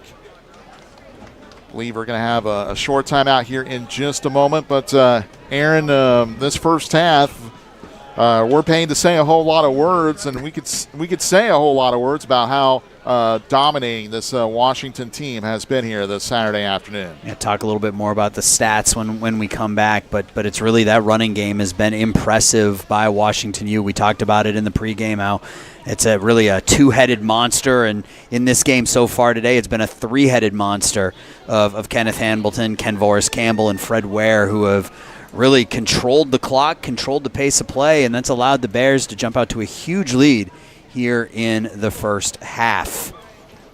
Again, your halftime score will be 35-3. Washington over Elmhurst. I'm Brian Crozier, Aaron Shellett alongside. And we have a short break coming up here in just a moment. We're also going to have some halftime stats for you. We're waiting on a couple of dance performances that'll be taking place here at halftime. The cheer team and then the Palms team, and I think we've got the cheer team coming out. So, Ryan, you and I are going to step aside, drink some water, take a breath. We'll come back on the other side with the second half. All right, Aaron will be the captain of the ship after this break, so we'll be right back. This is Elmhurst football.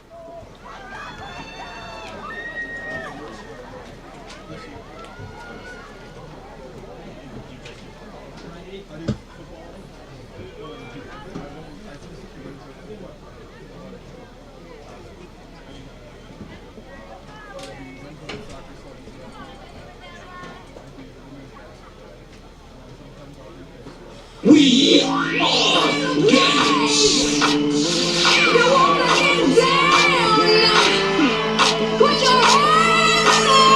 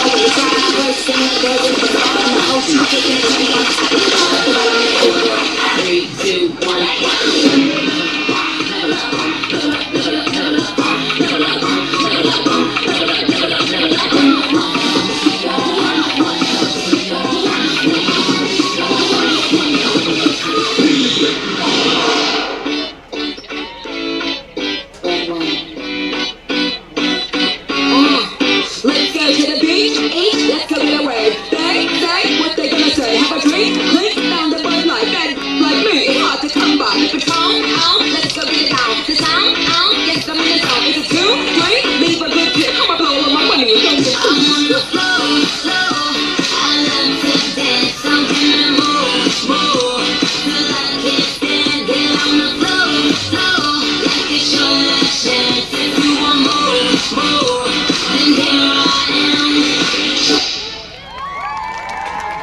Give it up for the Elmhurst University cheer team.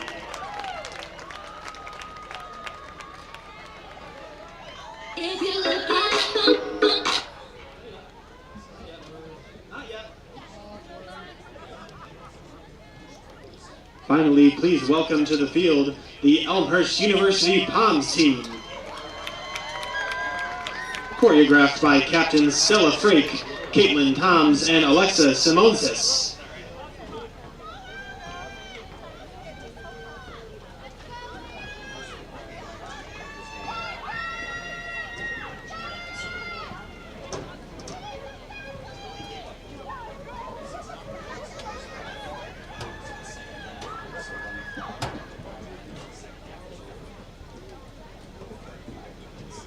If you look at oh, you belong to me.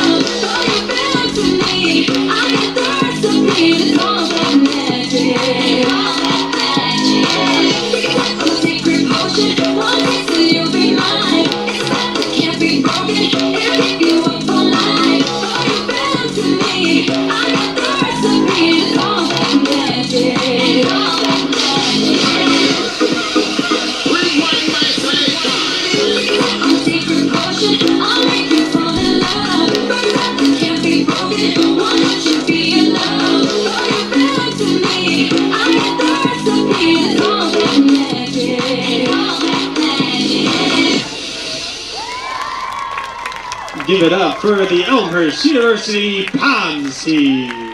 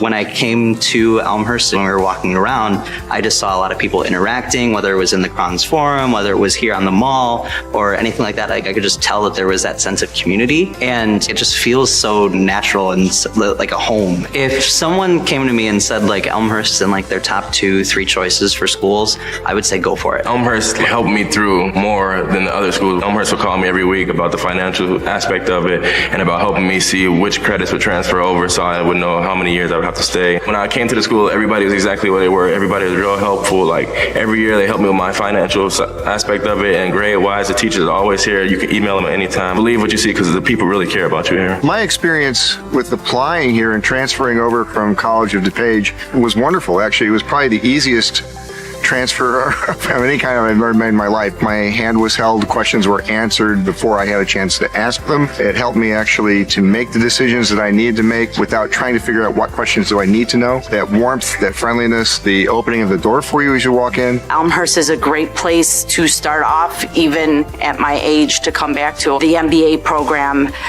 the price of it is affordable.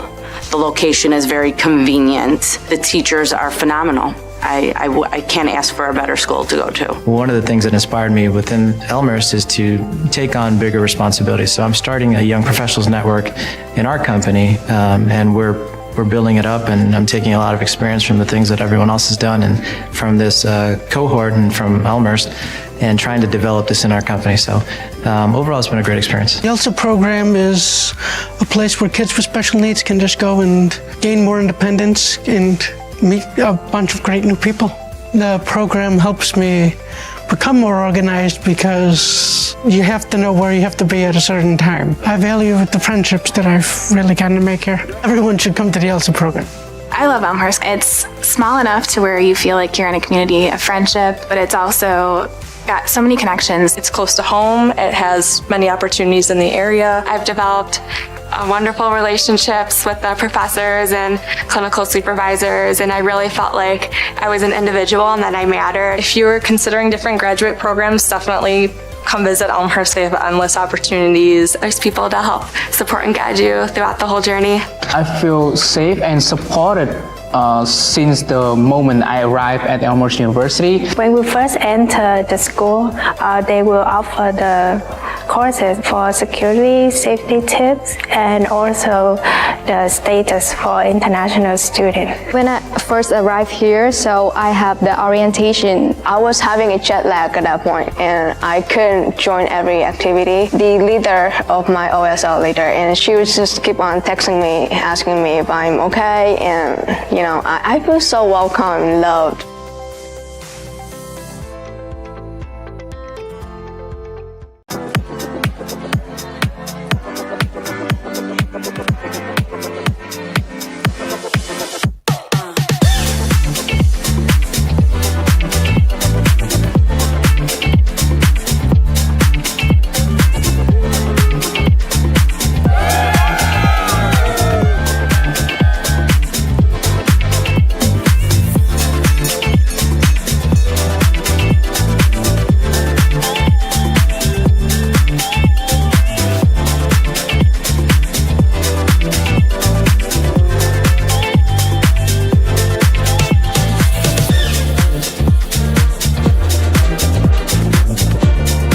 welcome to your richly deserved Elmhurst University Commencement Day. It is my honor to present my sister, Alpha M. Brady, as a candidate for the degree of the Doctor of Law, honoris causa. I am deeply honored to stand here as an alumna of Elmhurst University. It was Elmhurst College when I was here, that tells you a little bit. The place where I not only began my professional journey, but also where I came to truly understand the power of knowledge, perseverance, and most importantly, community. We pray that your light shines down upon these young people who now begin a new journey. It's my honor to present Dr. William Benici as a candidate for the degree of Doctor of Humane Letters, honoris causa. Keep your options open. Find that hidden talent and explore it. You will never know where it will lead you, and it might lead you down a path you never imagined.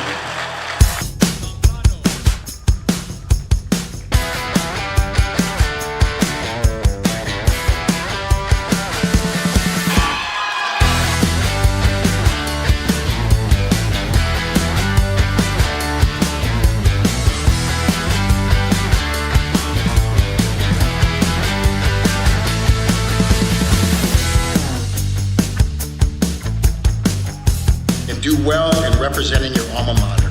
We are very proud of you. Congratulations again. Class of 24, away we go!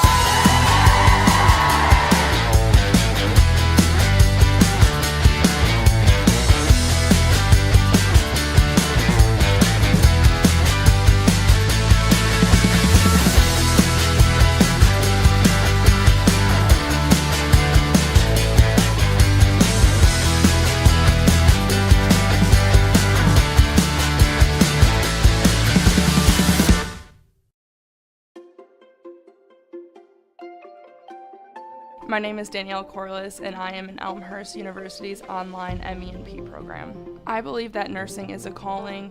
If you have an interest in healthcare, this is a very diverse field to go into, and you have a lot of options on what areas you want to work.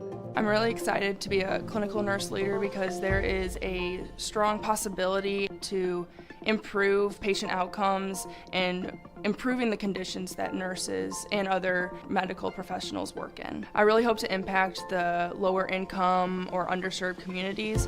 Coming from Kentucky, where I was an EMT, and then even in my clinicals here in the Chicagoland area, there are a lot of underserved communities and they don't have access to the proper health resources.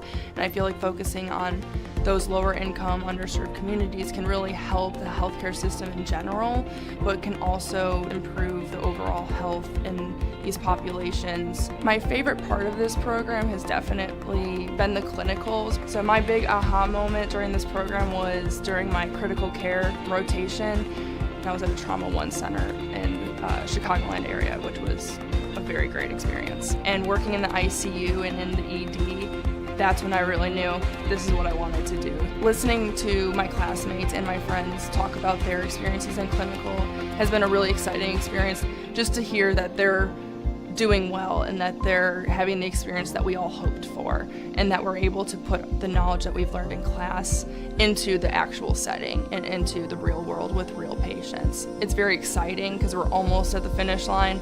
It's a very proud moment for us.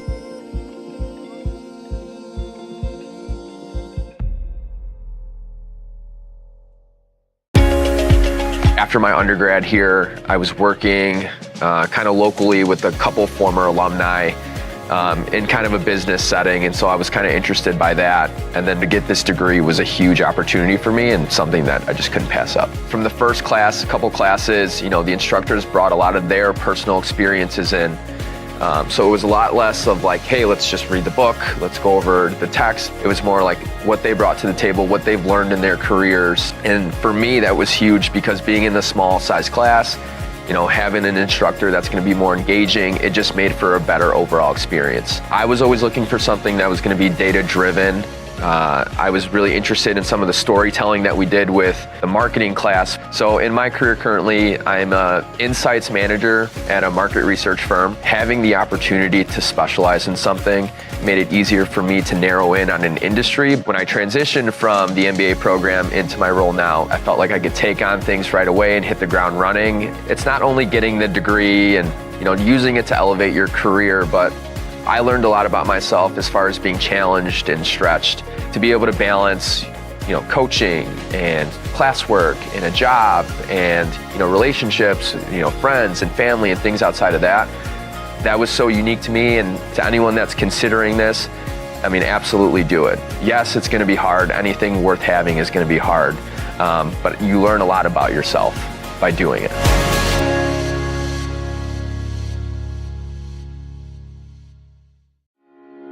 When I graduated in 2020 with my undergrad, I knew I wanted to continue my education. It was a natural choice to come back to Elmhurst. I had grown to know and love the faculty, the students, the environment, the curriculum, the flexibility behind the MBA program. Since I didn't really have a specialization, I took that time to take entrepreneurial classes, marketing classes, to see which path I really wanted to take. And in doing so, that allowed me to kind of figure out what I wanted to do afterwards. An exciting thing that the MBA has enabled me to do, I have two different perspectives, one of my own obviously, but also from my profession. I do talent acquisition, so I'm able to review resumes and applications of people who have and do not have master's degrees or MBAs, so I know the real life implications of having an MBA. For myself, it just allowed me the opportunity to take that extra step in my education and help to understand which direction I wanted to go. If you're looking for an opportunity to connect with others, to build networks,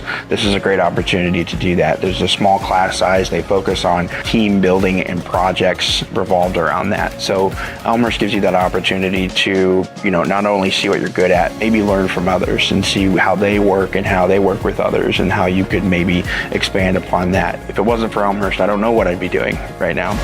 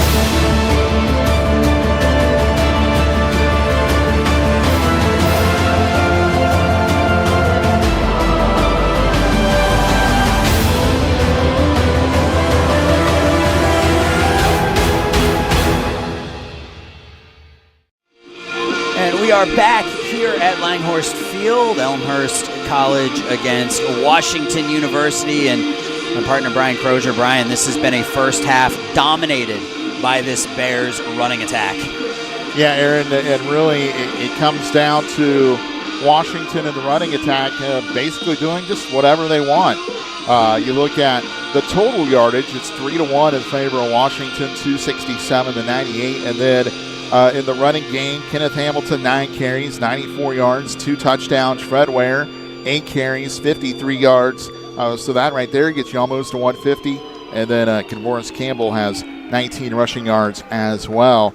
And then Levi Moore, he's been pretty good in the passing game. Had 1 interception on a pretty bad throw. Otherwise, 7 out of 8, 103 yards. He does have 2 touchdowns. Even the special teams, Washington is thoroughly winning at this point. Remember that punt return that was returned for a touchdown from Goldberg. It's just been all Washington so far. If you're Elmhurst, you hate to say that you're playing for pride, but you really are at this point. A 32-point comeback, you don't see those every day or even every year. So if you're the Blue Jays, you're trying to get this game relatively closer, trying to build some momentum back try to build some confidence back for that game next week.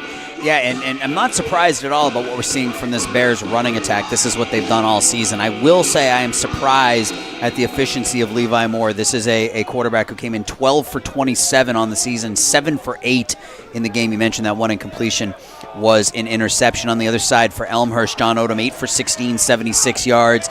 Wasn't helped by some drops, but that's where we are here as we start the second half, and this ball is fielded, taken up the right side by Tavion Porter, and the ball carrier. He's pushed out of bounds right around the 20-21 yard line, so that's where the Blue Jays will start the second half here. Yeah, I mean, up and down the board, 15 first downs for Washington, just 6 for Elmhurst. You talked about 164 rushing yards for Washington, 11 carries, only 22 yards for the Blue Jays.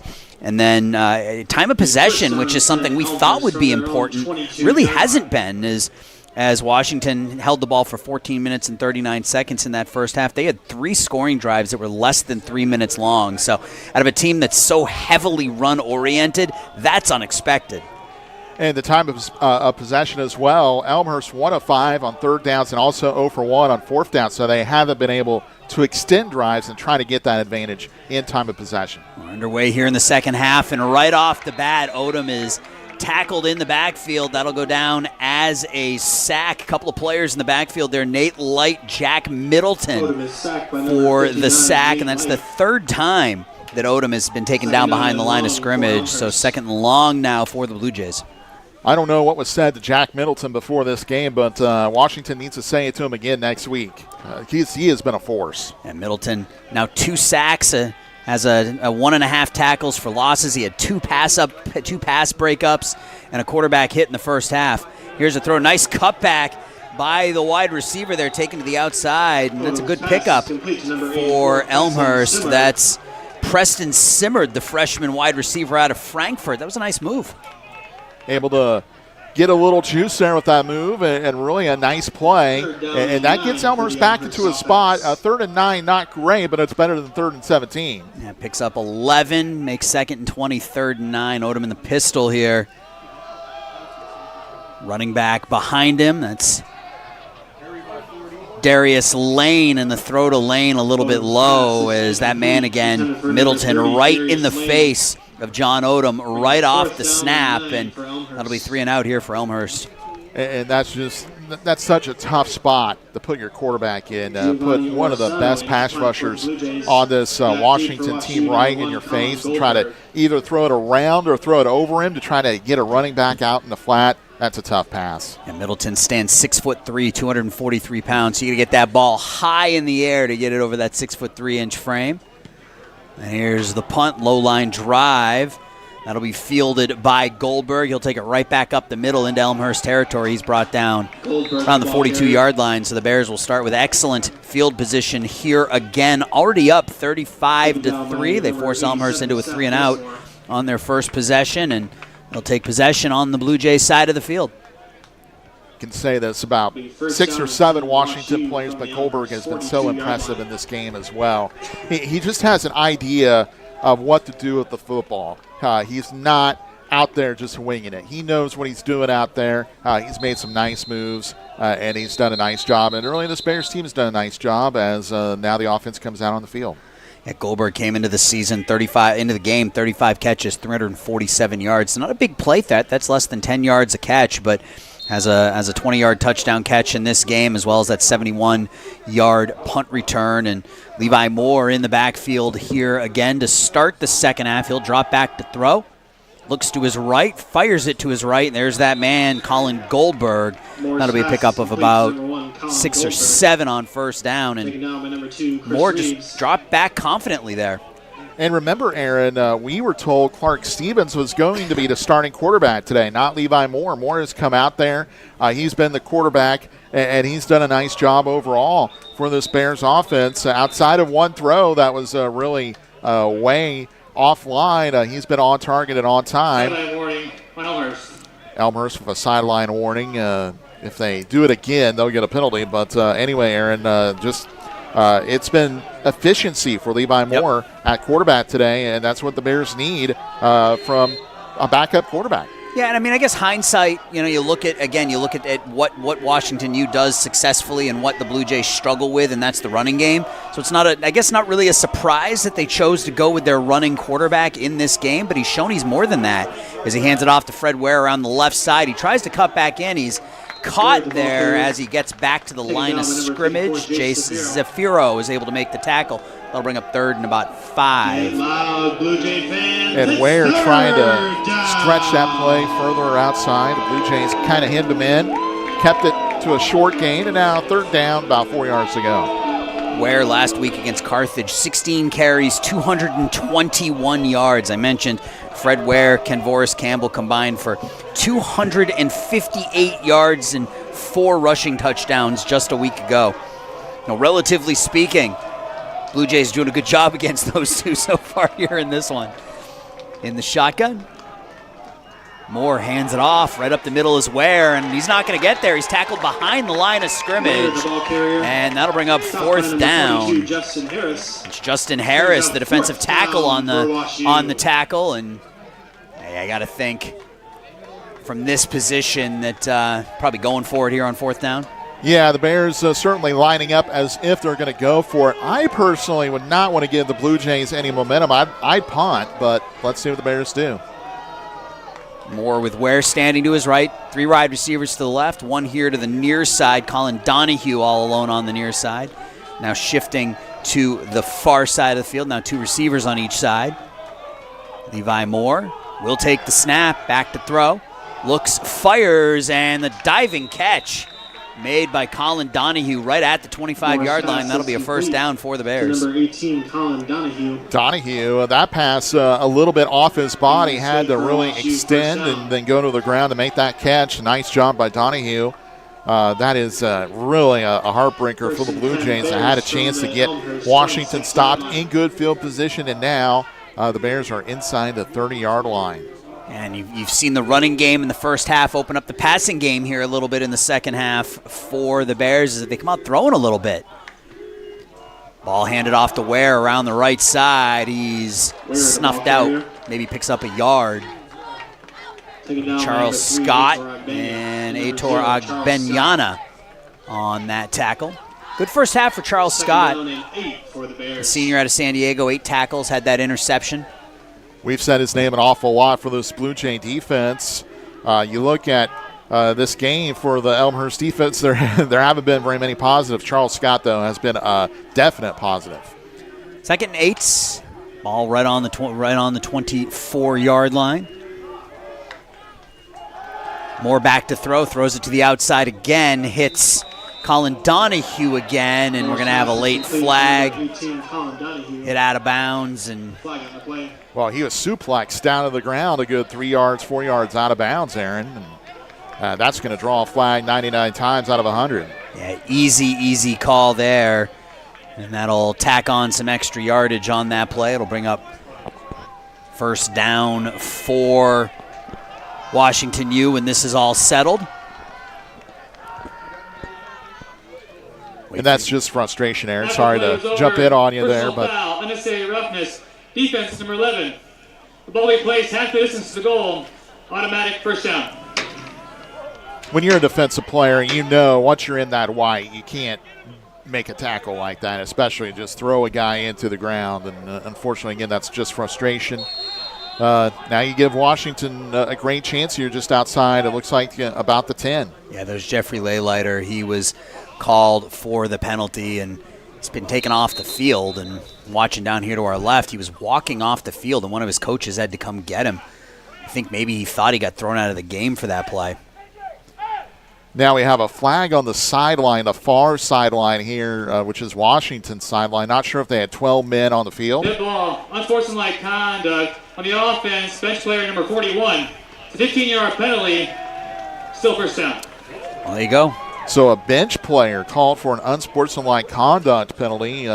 Can't make any assumptions there, but that's the kind of penalty that will keep you on the bench. Yeah, Riley Merrigan, the outside linebacker, the senior out of San Diego, said or did something on that far sideline, so that erases the 15-yard personal foul on Leylighter. But we'll bring up 1st and 25 now because it was dead ball after the whistle, so it'll be 1st and 25, ball just inside the 26, so a bit of a sideways start to the second half. Moore with Fred Ware to his left. Moore back to pass that pump fake again. Finds his receiver down the left side. Donahue just overthrown. And Levi Moore has used that pump fake to some success here. This throw just a little bit high, but probably something Donahue should have come down with. Yeah, I think if you ask Donahue, he would say that he should have made the catch there, and that was a nice job of using the pump fake to get the man open on the wheel route. This Washington offense with Levi Moore, again, the backup quarterback, looking so strong here this afternoon, and you just have to wonder, Clark Stevens being the starter, I imagine if he has a chance to come back, will that cause inspiration for him? A quick sidearm throw out to Goldberg, and Goldberg will get down inside the 15, maybe to about the 14. That'll bring up 3rd and about 11 here, 3rd and 12. Chicago Bears fans know that play, the bubble screen. Bubble screen has become one of the most popular plays in all levels of football at this point.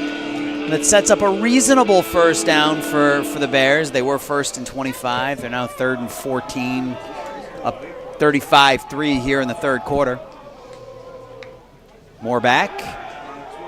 Swings it out to Ware down the near sidelines, and he is knocked out at the 1-yard line. So 1st and 25 becomes 1st and goal for Washington U. Nice job there with Levi Moore again. He threw it in front of his running back, allowed the running back to catch it in stride, and really a nice job by Fred Ware to get it down to the 1. Just couldn't get it in the end zone. I think he'll get a chance on this play, though, if I had to guess. Yeah, pistol lined up right behind Levi Moore, who's now 12 for 14 for 132 yards and 2 touchdowns. There's the handoff to Ware, and he fights, but he's not going to get there. He's driven to the turf by a couple of blue jerseys in on the play. Stopped by number 25, Keith Cohens. That's number 25, Keith Cohens, there on the tackle. Second goal. I will say this. I like the emotion that the Blue Jay defense has come out with here in the second half. They're not sitting back. They're showing a lot of passion here, a lot of heart. I know they had that personal foul penalty, which was not a good play, but they have come out here ready to play here in the second half. Now we have a flag down, though, after that last play ended, and we'll see what the flag is. Dead ball, unsportsmanlike conduct, defense, number 2. The ball we place, half distance to goal, automatic first down. Now, Chris Reeves made the play, and he kind of did a little almost fist pump type thing, and the officials, I guess, threw the flag maybe for that. Well, I mean, the officials, I think, are making it clear that they're going to be the ones who are in control of this game between that personal foul and now a couple of unsportsmanlike conduct penalties. The refs are not going to let this thing get out of control here, but unfortunate that it does create an automatic first down here for the Bears. Handoff to, that's a direct snap to Ware. He'll take it right over the center into the end zone, and that's another touchdown for the Bears. For Ware, that's his first rushing touchdown of the game. 3rd rushing touchdown of the afternoon for Washington U. It's 41-3. And nice patience by Fred Ware. Had a chance to cut it up a little sooner. Probably could have scored if he'd done it, but he allowed the hole to expand a little bit, and that gave him a better opportunity to score the touchdown, and he did. Extra point is through, and that'll make it 42-3. Washington U with 7:08 left to go here in the third quarter. That was an 11-play, 42-yard drive that chewed up 6 minutes and 8 seconds off the clock. And Washington U picks up, Brian, right where they left off in that first half, just running the ball and successful in the passing game. And when you can dominate in the running game, again, time of possession and field position, and those are such key components to winning in football. You're seeing it this afternoon. Elmhurst, I don't feel like Elmhurst has played that poorly offensively, just haven't been able to convert on 3rd and 4th downs. That's been a killer for them. They've been able to move the ball, I think, decently in this game. Just can't extend drives. Even the 3 points they did get, remember they got the ball inside the 30, couldn't really get it in the end zone, had to settle for a field goal. So it tells you how dominant this offense from Washington has been. So he fielded by Porter at his own 2. He takes it up the right side. Porter across the 25, out to the 30, 35, 40. And he's pushed out of bounds around the 42-yard line. So Tavion Porter continues to be a threat back there, returning kicks, and it'll give Elmhurst pretty good position, field position here with 7 minutes left to go here in the third quarter. Yes, it does. And what I like right there is there is no horizontal. There's no, juking east-west moving. He just went straight north and south, went up the field, and was able to get a really nice set of blocks along that right sideline. And now 1st and 10 for the Blue Jays at the 42-yard line. Yeah, Porter averaging almost 32 yards a kick return this season, so very dangerous back there. Busted out a 40-yard return there. Here's a handoff to the right side, gives it over to Porter, and he's going to be tied up behind the line of scrimmage. He'll lose a couple. Bring up 2nd and 12. Taken down by number 40, Brady Wilmer. Brady Wilmer made the play out there on the right side. He's a junior, and that was a veteran play. 2nd and 12, ball backed up to the 40-yard line now, and as good as the Washington running game has been so far today, the Elmhurst running game has struggled. 13 carries, 9 yards today between 3 different carriers. Odom takes the low snap. Hill's back to pass. He throws it out to the running back out of the backfield. It's going to be Tavion Porter. He'll get back to the line of scrimmage, maybe pick up an extra yard, bring up 3rd and 10, 3rd and 9. And so when the running game isn't there, Aaron, you have to try to use the short passing game. And Elmhurst, they've had some success with it, but it's been inconsistent. And just, again, we've talked about the 3rd and 4th down conversions, and that's what leads to the lack of success on 3rd and 4th downs is just the inconsistency in that short passing attack that the Blue Jays have had this afternoon. And 3rd and 3, 3rd and 4, a lot more manageable than a lot of these 3rd and 9s, 3rd and 10s that the Jays have been dealing with so far in this one. This will be 3rd and 9, 2 wide receivers to the near side. Porter in the backfield, Odom back to throw. It's a screen. Porter will make the catch, that's TJ Anderson, the tight end. On the tight end screen, his legs are taken out from underneath him at the 45. They'll bring up 4th down. Punting team out for Elmhurst. So another 3 and out here for the Blue Jays. Just a tough day offensively for the Elmhurst offense. Again, I feel like it's not been that they've been, stopped on every player, and it's just they can't put it together on a consistent basis. And give Washington's defense some credit for that, especially in the run defense. Low line drive punt, fielded at the 21, coming to the near side. Back up the middle and taken down at the 30. That's Daniel Kahn, the freshman wide receiver out of Irvine, California. So Colin Goldberg getting a break back there from punt returns. We're already at a 71-yard touchdown. This time Elmhurst does a nice job bottling up the punt returner right at the 30. And you do have to wonder now, with under 5 minutes to go in the third quarter, Aaron, Washington, do the second-team players, the reserve players, do they start seeing some action? There's nothing like live reps. And so this Washington team, they want to build their depth. They want to build that second team, that second unit a little bit. And this is a chance, I think, for them to do so. Well, you got your answer as number 11, Luke Johnston, is in under center now, or actually he's in the pistol. The junior out of St. Louis, he hands it off up the middle. Ball taken around the left side by Kenneth Hamilton. He'll pick up a couple. So Luke Johnston into the game for the first time here for taken down by number Washington. 0, Scott, number 12.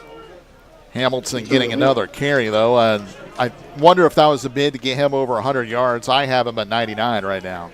He's right there. Johnston on the season, 8 for 12 passing.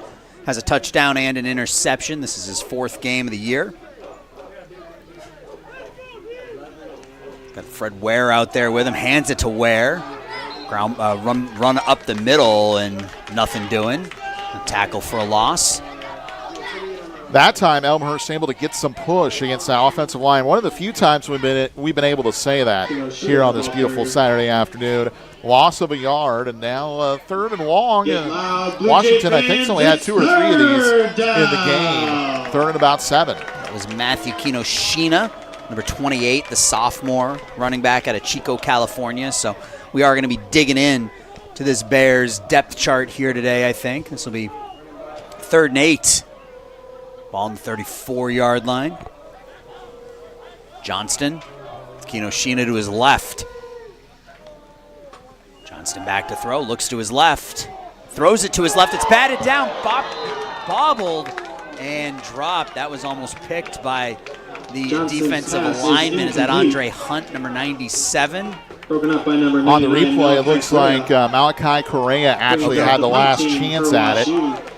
Oh, he would love to have another chance to pick that off. Yeah, we love a big man return, right? Because I think if he could have caught it, you would have had a chance for that big man touchdown. You love a good big man touchdown. So 3 and out here for the Bears. First time today.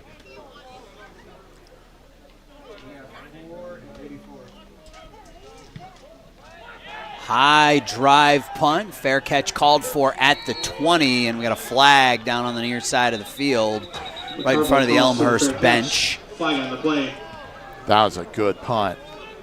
I mean, that went off his foot almost, I want to say, 50 yards. I mean, that was a really good kick. And high enough to allow his punt coverage team to get down there and force the fair catch. 46-yard punt by Grisick. McCarville called the fair catch. Sideline interference on the return. Sideline interference. Half distance to the goal. First down, Elmhurst. Well, our officials, after what was a clean first half, Aaron, only 1 penalty on each team in the first half, they have definitely decided to get their shoulders warmed up here in the second half. A lot of penalties. New signal caller for the Blue Jays here on this possession. Jack Leons, 6'4", 215-pound junior out of Skokie. 6 for 12 on the year. Takes the low snap. Throws it out wide, and that pass is complete to Caleb Gardner. Forces Gardner to dive to his right. Picks up the catch. Picks up a couple yards. It'll be 2nd and 8. 2nd down and 8 for the Blue Always Jays. a tough spot for a backup to come in when the offense just hasn't been very consistent in the game. And now you're calling on the backup to try to provide a little bit of a spark, a little bit of passion. That throw was a decent throw, a little low, but Garner was able to make the catch and about a 2-yard gain. 2 receivers to the right, 1 to the left is Jacob Cockrell being bracketed by 2 white jerseys on the near side. Leon's in the backfield with Tavion Porter standing to his right.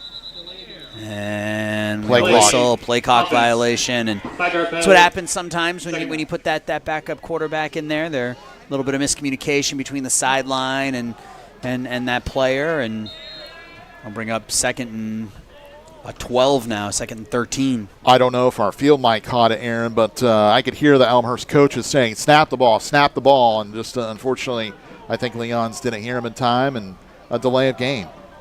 2nd and 13 now, under 2 minutes left here in quarter number 3.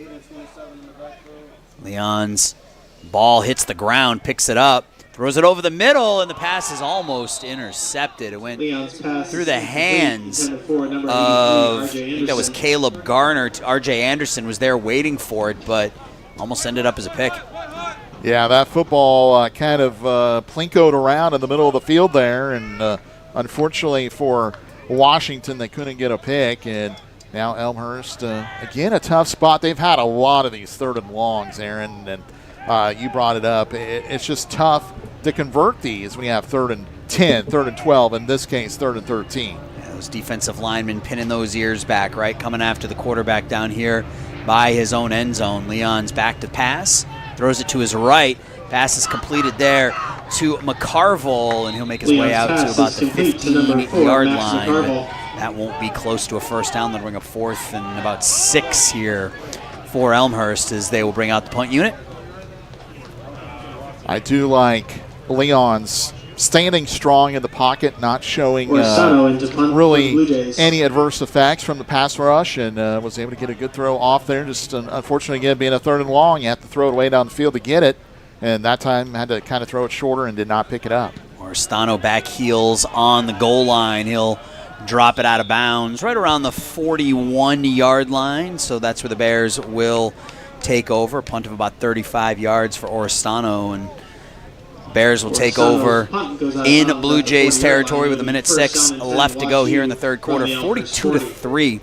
The Bears came in and Brian, they really kind of exerted their dominance on that first possession, took the ball at the 25-yard line, 4 plays, 75 yards, less than 2 minutes later, and they were up 7-0. I think if you were a Blue Jay fan, you were hoping that 4-play, 75-yard drive was not a sign of things to come, but it pretty much has played out that way. Washington has been in complete control of this game, other than that one interception and then the field goal that Elmhurst was able to get off it. It's been all Bears. Johnston back to throw, quick throw out to Drew Bomber, and big hit. Big hit, knocking Bomber back a few yards. Drew Bomber. That's Chris Reeves again on the hit. Chris Reeves. I love a good strong safety that can lay the lumber like that. We've seen it a couple of times from Chris here today, so it'll bring up 2nd and 13, loss of 3.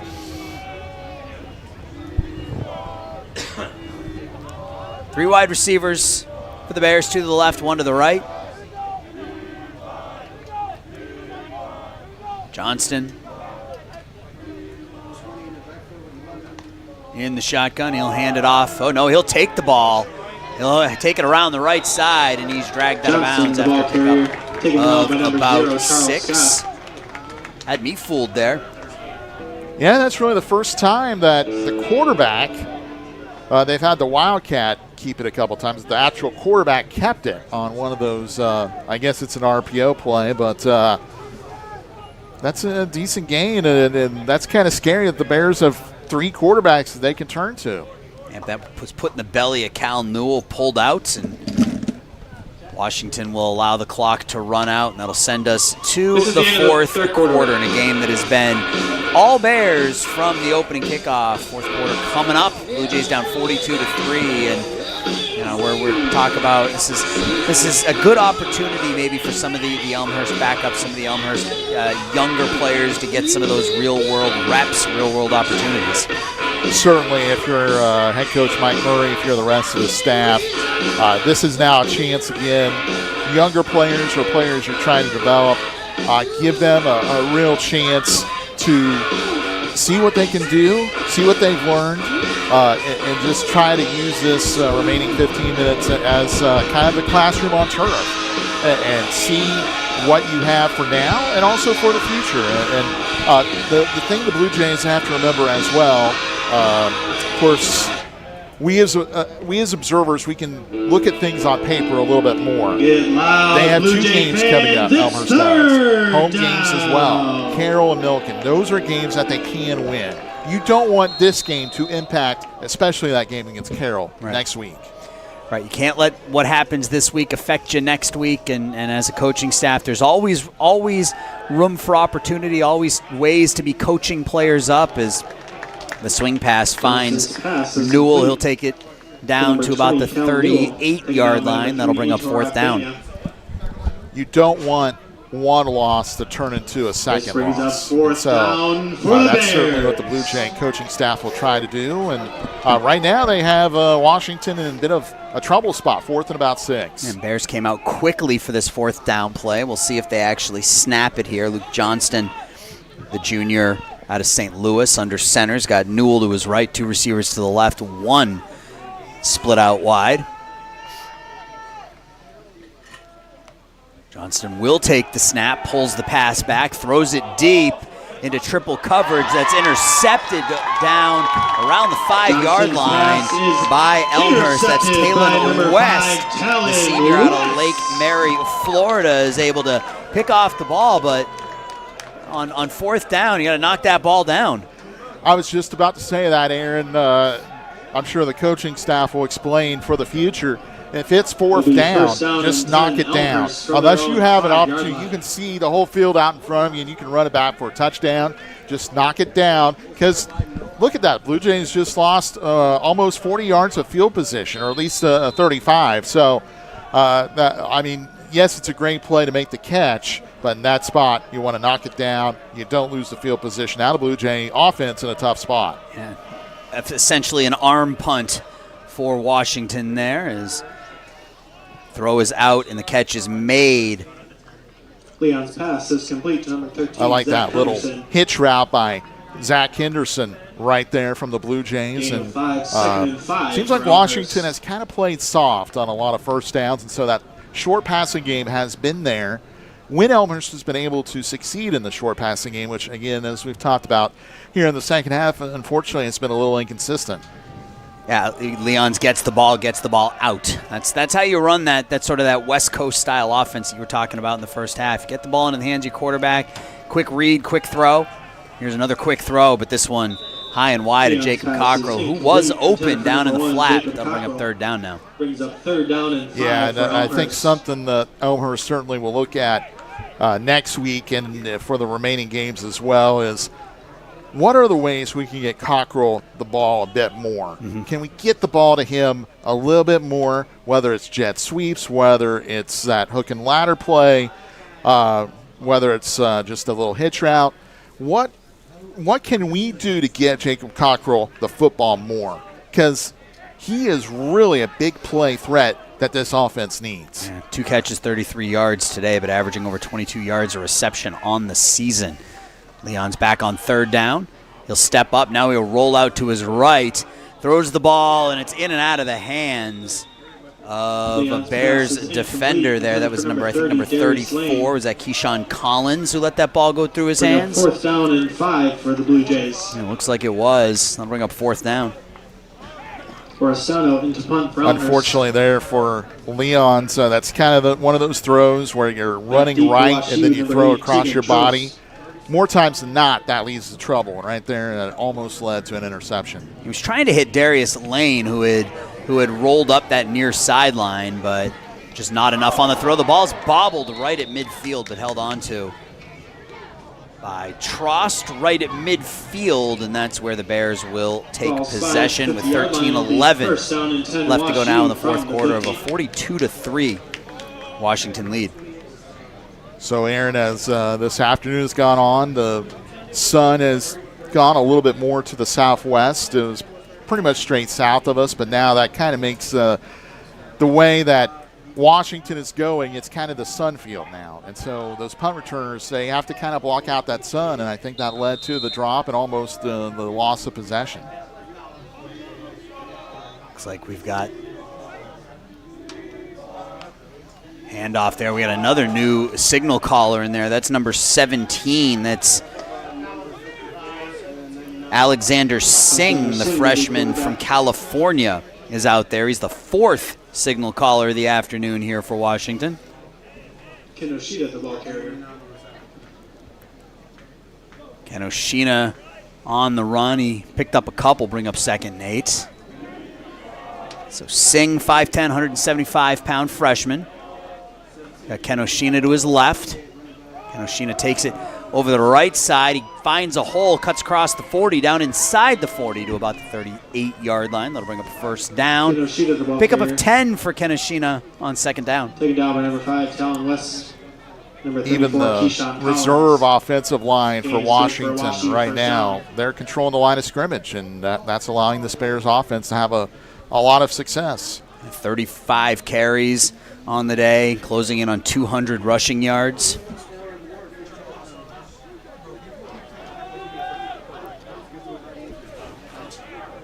Kenoshita, sophomore, 5'7", 185-pound, standing to the right of Alexander Singh. Singh takes the hands off, hands it to Kenoshita, starts to his right, cuts it back up the middle, takes it to his right, and then is thrown down after a pickup of 7. That'll bring up 2nd and 3. Taken down by number 15, and Gino Luckett. I think it just speaks to how difficult the CCIW is, Aaron.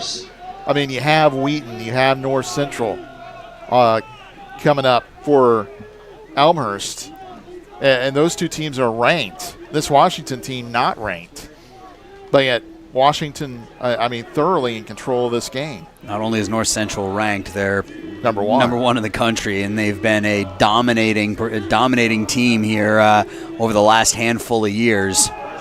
Kenoshina again leapfrogs the initial defender and is taken down right at the sticks. We'll see if he gets the first. See if they give him the first down. We'll bring up third and less than a yard. Yeah, that North Central football team is pretty impressive, and Elmhurst will visit them on November 9th. Well, 3rd and 1. Clock continues to run under 11 now.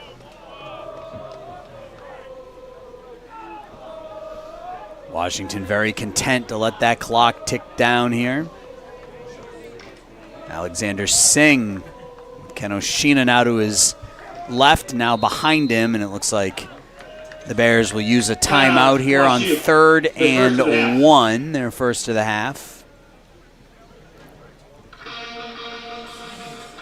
10 minutes, 25 seconds left to go here in quarter number 4 in a game that has been all Bears since the beginning. A 4-play drive that took 1 minute 53 seconds off the clock, gave the Bears a 7-0 lead.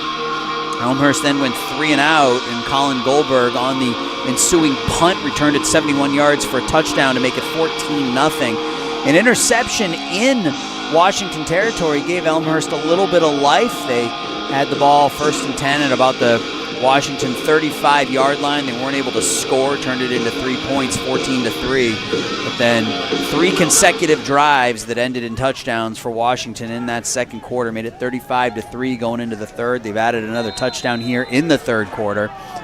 Now in the fourth, they're running out the clock, 3rd and 1. Kenoshina takes the handoff, jumps over a defender at the line of scrimmage, takes it down to about the 21-yard line, pick up 6, and a first down for Kenoshita.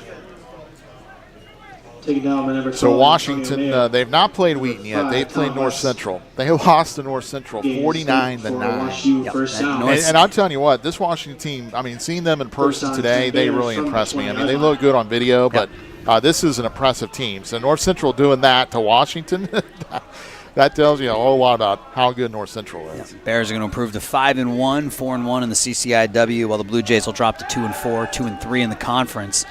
Back to throw with it here is Singh. He'll roll to his left, throw, and that's a nice catch down at the 5-yard line made by, that's number 80 down there. I think that's Lucas Blumenthal making the catch right at the 5-yard line. Defender draped all over him there, Brian. Yeah, as a receiver, those are the toughest catches I feel like to make. The ball is off your body. You have a defender right on top of you. You're going to the ground.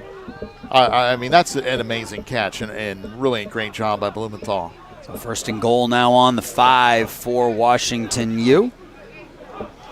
Singh and Kenoshita in the backfield, 2 wide receivers to the right, a couple of tight ends, one on each side for the Bears. Handoff up the middle, Kenoshita down to the goal line, and he's down at the 1. Kenoshita, the ball carrier. So 2nd and goal now. And it's just all day this running attack has been right up the gut. Nothing fancy from the Bears. And that's led to 211 yards rushing on 38 carries here to this afternoon.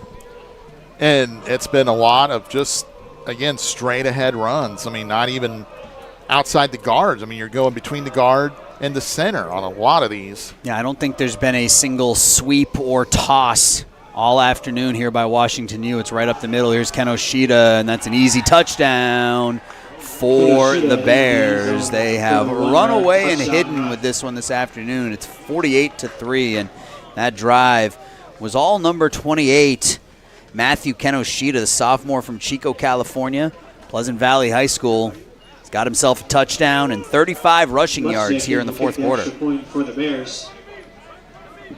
If you're the Bears, this is a win in all 3 phases and a dominating win, and that's exactly what you want as you continue the season. 375 total yards for Washington U, just 117 total yards offensively for the Blue Jays, 9 rushing yards for Elmhurst, 213 for Washington U. So you talk about offensive, defensive domination, and then obviously the punt return touchdown as well for the Bears. And you're right, this has been domination in all three phases of the game. And again, from the Elmhurst side, Weinstein into kickoff for the Bears. It's hard to say this when the score is 49-3. Quarterback deep but for the Blue you don't Jays. feel like that the Blue Jays, played poorly. I mean, they're not playing a good game of football. Not a lot of turnovers, not a lot of penalties, those self-inflicted wounds. Yeah, they're not making a ton of mistakes, or they're just the third down and the fourth down conversions have hurt. And not being able to stop Washington on third down has hurt them. And then, of course, just the rushing domination that the Bears have had in this ball game. Yeah, just 5 penalties on Elmhurst today. They are just 1 for 9 on third down, which is what you talked about. They just haven't really been able to move the ball as the ball is fielded, and Keith Cohen's just drops down on it. It'll be first and 10 at the 25 for Elmhurst. Yeah, they just haven't been able to move the ball. They haven't turned it over.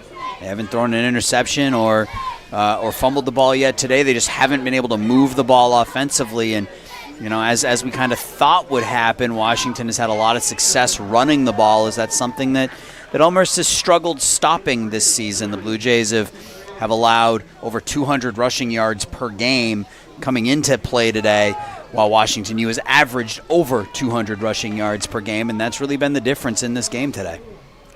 And the thing I like about it from the Washington side, which I'll finish in a second, Leon's hands it up off the middle. That's Darius Lane banging his way ahead for about 5. But from the Washington side, they came in here knowing those numbers, and they decided they were just going to be run heavy. They weren't going to throw it around. They weren't going to, try to win this game through the air. They knew they had an advantage with the ground game, with the rushing attack, and they exploited it. Some coaching staffs, they want to try to be balanced, quote unquote. Well, sometimes balanced doesn't help you have the best chances of winning a game. Balance for the sake of balance doesn't always work. Sometimes you need to just do what works for you. And for this Bears team, it's been that run up the middle as that ball's thrown through the hands of Cockrell. That'll bring up third down, or 3rd and 4 here for the Blue Jays. Because the ultimate goal is you want to win the game. Right. You don't want to, say, hey, we ran it for 200 and we passed for 200. I mean, that's great, but if you're losing 35-28, that doesn't do anything for you. 3rd and 4. Leon's in the shotgun. 2 wide receivers to the left, 1 to the right. The throw is down here to Cockrell. Cockrell makes the catch right at the sticks, and that'll be a first down. Cockrell, his 3rd catch of the game. That'll bring up first down for the Blue Jays. Now, something I'd like to see off that, again, that little hitch route, the little hook route, maybe do what Washington did a couple times. Use the pump fake on a hook and go, get Cockrell down the field, try to see if you can get a big play with Cockrell in the passing game that way. Leon's 4 for 8, 20 yards. Came in midway through the 3rd quarter for John Odom, who was 11 of 20 for 93 yards. There's a pass thrown up the middle. The catch is made. That's another first down. There's Cockrell again, back-to-back catches for Jacob. He's got 4 in the game now. Of course, it's easy to say as a broadcaster. Yeah, it's just the Blue Jays need to get him more involved. Yeah. I'd like to see him have 7, 8 receptions at this point in the game instead of just 4. First and 10 at the 44. Leons hands it off around the left side. Good hole there up across the 50 and into Washington territory. That's Darius Lane, picks up about 9. Push out by number 34. I'd really like to see that run into the hole and that explosiveness into the hole by the running back right there, Darius Lane. Almost gets the first down, not quite, but really gives Elmhurst a chance. Now you can really extend the playbook. You can run any play you want. It's 2nd and 1. We'll see what they choose to run with Leon's in the backfield with Lane to his right. 2 wide receivers to the left. Up back. Hand off to Lane. He'll take it right up the middle, and They pick up 2, but that'll be enough for a first down. A good drive here being put together by Jack Leons and this Elmhurst defense, Elmhurst offense with 6 minutes left. Unfortunately, a Blue Jay is down after that play, but some momentum certainly for Elmhurst at the moment as the offense has pushed the football across midfield. They started at their own 25. They're down to the Washington 45-yard line. Looks like one of the offensive linemen down on the field here. He got rolled up on as Lane was right up the middle on that play. It's Javon Manuel, junior out of Katy, Texas. He's walking off the field under his own weight.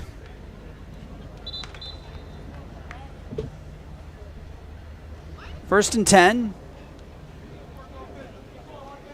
Blue Jays on the Washington 45-yard line. 45-yard line. Jack Leons trying to lead a scoring drive here late. He's got a wide receiver split out to each side. A couple up backs and Darius Lane in the backfield. Throw over the middle in and out of the hands of TJ Anderson. And TJ's got to make that catch. He was right at the 40. That ball hit him in the shoulder pad. Yeah, Anderson certainly would like to have a second chance to make that sort of grab. And on this drive, Aaron, psychology is such a strange thing. You go into next week, if you can get a touchdown here, you're feeling just a little bit better about yourself. If you end up only scoring 3 points in this game, that's a tough one to come off of heading into the game against Carroll next week. So I think a touchdown here would be big for Elmhurst in terms of overall confidence. Leon's a little shoulder fake. He'll throw it deep for Cockrell. Touchdown! You talked about it, Brian. You said that little hitch and go, little shoulder dip by Jack Leons. And Jacob Cockrell was gone down the right sideline. 45 yards, gets the Blue Jays into the end zone for the first time today. Well, Aaron, I'm not an offensive coordinator. I just play one on the video stream. And right there, what a great job to get Cockrell that ball. And now the Blue Jays will have a chance here if they can get the extra point to make it 49-10. And again, head into next week feeling a little bit better about things in terms of the offense. Yeah, we'll watch the replay after the extra point, but that was just a little shoulder dip by Jack Leons. You don't need the all-out pump fake. He just kind of jabbed that right shoulder a little bit. Extra points up and good. We'll take a look at that play here again. Leons, watch that shoulder. Just that little dip right there. Got Cockrell all the space he needed, and he was 3 or 4 yards behind that nearest defender. Nice pitch and catch. Touchdown, Blue Jays. And what I liked from Leons there as well, he didn't throw it short. He gave all the air he could get under that ball to give Cockrell a chance to make the catch. It was either going to be a catch or it was going to be an overthrow, and I really like that from Leons. And Cockrell, that's his 5th touchdown catch of the year, and all of a sudden, 4 catches, 87 yards. So right back at that 21, 22-yard per catch average for Jacob Cockrell. And 5:44 left. Game.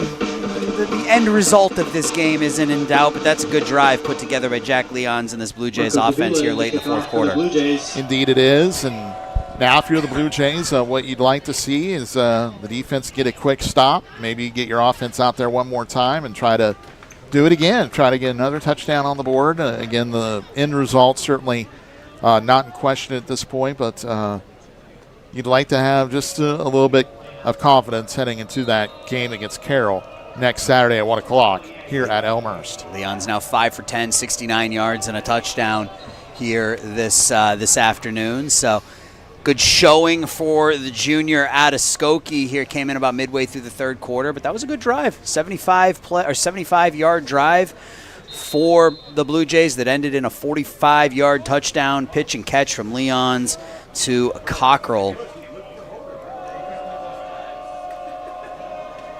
Now they have to have a holder since the football went off the tee twice. It's driven down to about the 3-yard line, taken there. Up the middle, across the 25, out to the 30, down at about the 34-yard line is Lucas Blumenthal, the freshman out of Dallas. And that is where the Bears will take over here first and 10, 5:36 left to go in the fourth quarter. 49-10, Bears with the lead. And we'll see if Washington U comes out with a fourth quarterback. Already used 3 today. There should be some kind of rule against having 4 good quarterbacks. Well, yeah, I mean, their especially being a Chicago Bears fan, we haven't had one in my lifetime, basically. And their roster and Washington has 4. 3 pages long. They got plenty of players. Yeah, it looks like this is Alexander Singh still out there. Does have a new running back to his right, it appears. Singh takes the snap, drops back to pass, fires it to the right, and that should be ruled an incomplete pass as Singh faked to his right to Newell, came back to the left, looking for Blumenthal again, but that pass was incomplete. So they faked the screen right and then throw back on the screen left.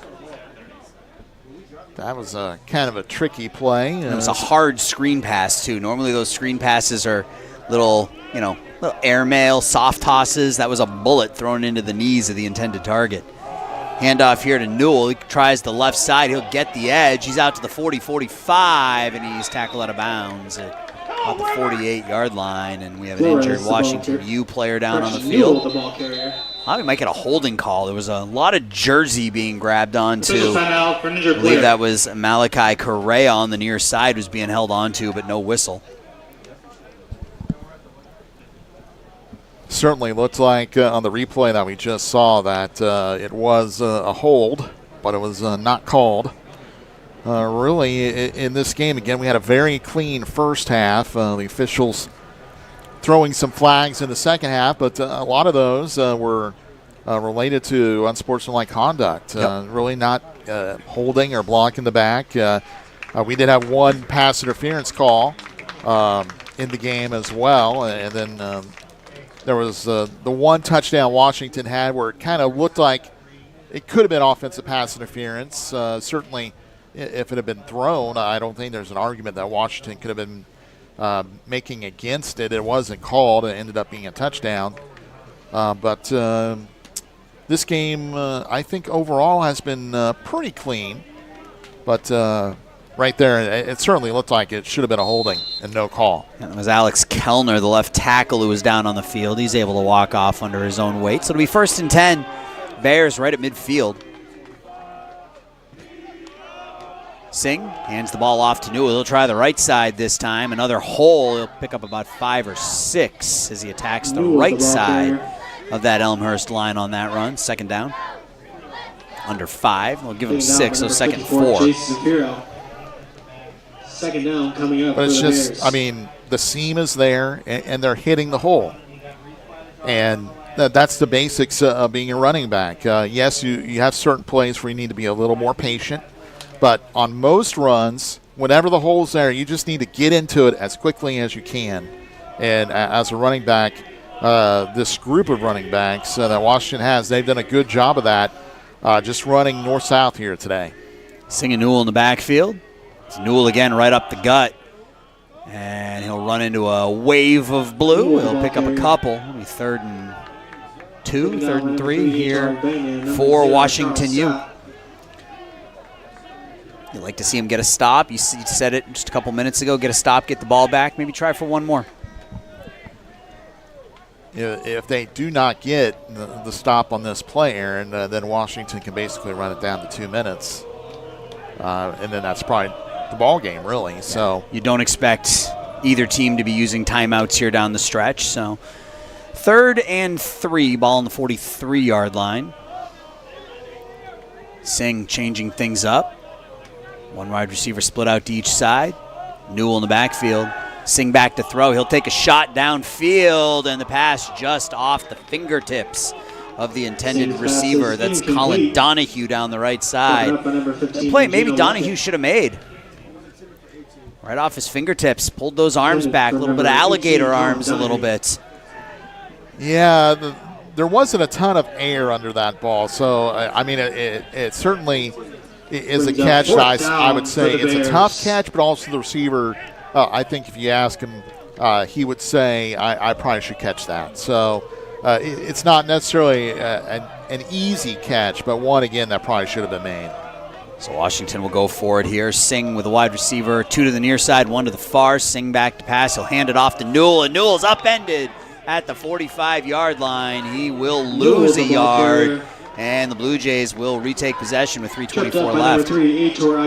That is exactly what you want if you're a Blue Jay player, if you're a Blue Jay coach. First down and 10, because, Elmhurst. again, you're just looking now to build some confidence, to get some confidence back heading into the game next Saturday afternoon against Carroll. And so you get a stop on a 4th down. You give your offense another chance to get another touchdown under their belts. Just trying to keep a little positivity heading into the next 4 games. New quarterback for Elmhurst, Bryce Pagel, the senior out of Milwaukee, will get a series here. He'll take the snap, take it right up the middle, and pick up maybe a yard. That was Aitor Ogbenya on that play on 4th down, upending Newell and giving the ball back. He's somebody who's played pretty well defensively as well today for the Blue Jays, the 5'10 junior defensive end out of Glenview. 2nd and 8 here for the Blue Jays. Ball on the 45-yard line. Certainly with the defense, Charles Scott and Chris Reeves, 2 of the big names for the Blue Jays today. They did a lot of good things out there. Just unfortunately, Washington, the rushing attack was way too much. Pagel the throw into a tight window. R.J. Anderson, the intended receiver, bring up 3rd and 8. And again, one of those plays, not the easiest of catches, but the receiver would probably say, I should make that grab. It's not 1 out of 10 difficulty. It's not 10 out of 10. It's probably 7 out of 10. But a receiver, they feel like they should make that catch more times than not. 3 wide receivers here for the Blue Jays, 2 to the near side, 1 to the far side. 1 running back in the backfield. Pagel rolls to his right. Little underhand scoop. Hits Darius Lane out of the backfield. That was 39. That was Mason Leach making the catch, the freshman out of St. Charles. That'll go nowhere. Going to bring up 4th down. But that's the epitome of this game. You have Elmhurst in a 3rd and long. Washington, with their pass rush, is able to get pressure on the quarterback. Quarterback can't stay in the pocket to allow the routes to get down the field. Elmhurst can't convert the 3rd down. They have to punt. Washington gets the ball back, and then the Washington ground game is able to do what they do. Yeah, the ground game and what they've done today is carried the ball 43 times for 237 yards, which is actually below their season average. They averaged about 5.5 yards a carry today. This is a team that came in averaging over 6. So all things considered, Elmhurst did a better job than most teams have against this Bears running attack today, but still wasn't enough. They ran for 237 yards. They threw for 162. They doubled up Elmhurst offensively, 400 yards to just under 200 for the Blue Jays, and they've been in complete control since that first possession. Exactly, and we have the 2-minute timeout right now, so once Elmhurst punts it away, if they get it away, and if Washington doesn't fumble, then I assume the Bears will just take a couple knees, and that'll be our football game. But, unfortunately for Elmhurst, outside of the interception that led to a field goal, it's been complete domination from Washington. It's a very good Bears team. They came in with a plan. This is what we do best, and we're going to do it, and they did it all day. End-over-end punts. Bounces at the 12, picked up over there. Cut back up the middle over to the right side, out to the 25-26-yard line. That's Trost, the senior out of Crystal Lake, Illinois. And Washington U will take over with 1:46 left. And more than likely, you're right here, Brian. Just take a couple of knees and head to the locker room. 49-10 winners. Something that happened again on that punt return. Washington, maybe they're being coached on this. They're doing the I didn't do anything move, which is put their hands in the air. as they're trying to block. That's kind of interesting. You might see it once a game, but we saw two different Bears do it on that play. Remember the one punt return that was a touchdown, there was a blocker that did it as well. So no knee. Alexander Singh in the shotgun. He'll hand it off to Newell around the left side. Newell gets through the first tackle, and he's dragged down after a pickup of a couple by Correa. Gain of about three and a half. Second and 6. Second down coming up for the Bears. Well, certainly a little surprised that they're not taking knees, but that was a basic running play, and that might be what they're doing, just practice their basic running plays for their second and third team. Just trying to get them, again, those live reps.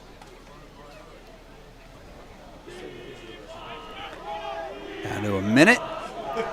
So with the loss, Elmhurst will drop to 2-4 on the season, 2-2 in conference play, while the Bears will improve to 5-1. Run around the right side here. There's some space, and sliding down after picking up the first down is Matthew Kinoshita. And that'll be a first down, stopping the clock with 49 seconds left. But Kinoshita stays in bounds. That clock will start back up once the ball's set. The clock's already been restarted.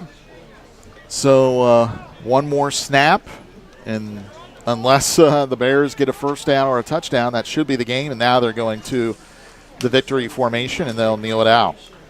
They'll kneel down here. Elmhurst will drop to 2-3 on the season, while Washington U improves to 5-1. And Brian, we talked in the pregame about how this Washington U running game was really kind of the strength of this offense, and we certainly. What we didn't expect was to see Levi Moore come in through the first 2.5 quarters and control the offense like he did, not just with the running game, but with the passing game as well. He was 12 of 14 for 146 yards and 2 touchdowns. I don't think either one of us expected that, given the research we had done on this team during the season. Certainly not, and a good job from him. Just an outstanding job by this Washington team, though, I think in all respects, but especially in the ground game. Just thoroughly dominant, running the football, and then Levi Moore was able to do some things in the passing game as well. Special teams was good for the Bears.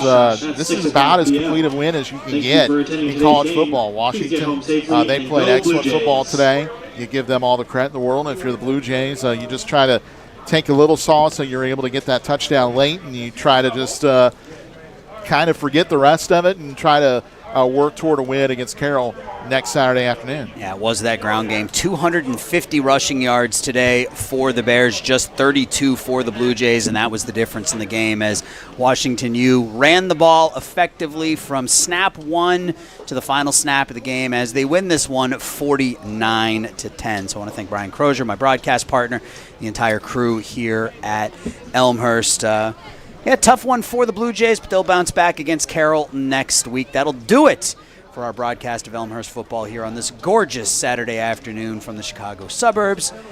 Blue Jays lose 49-10. Have a great rest of your Saturday.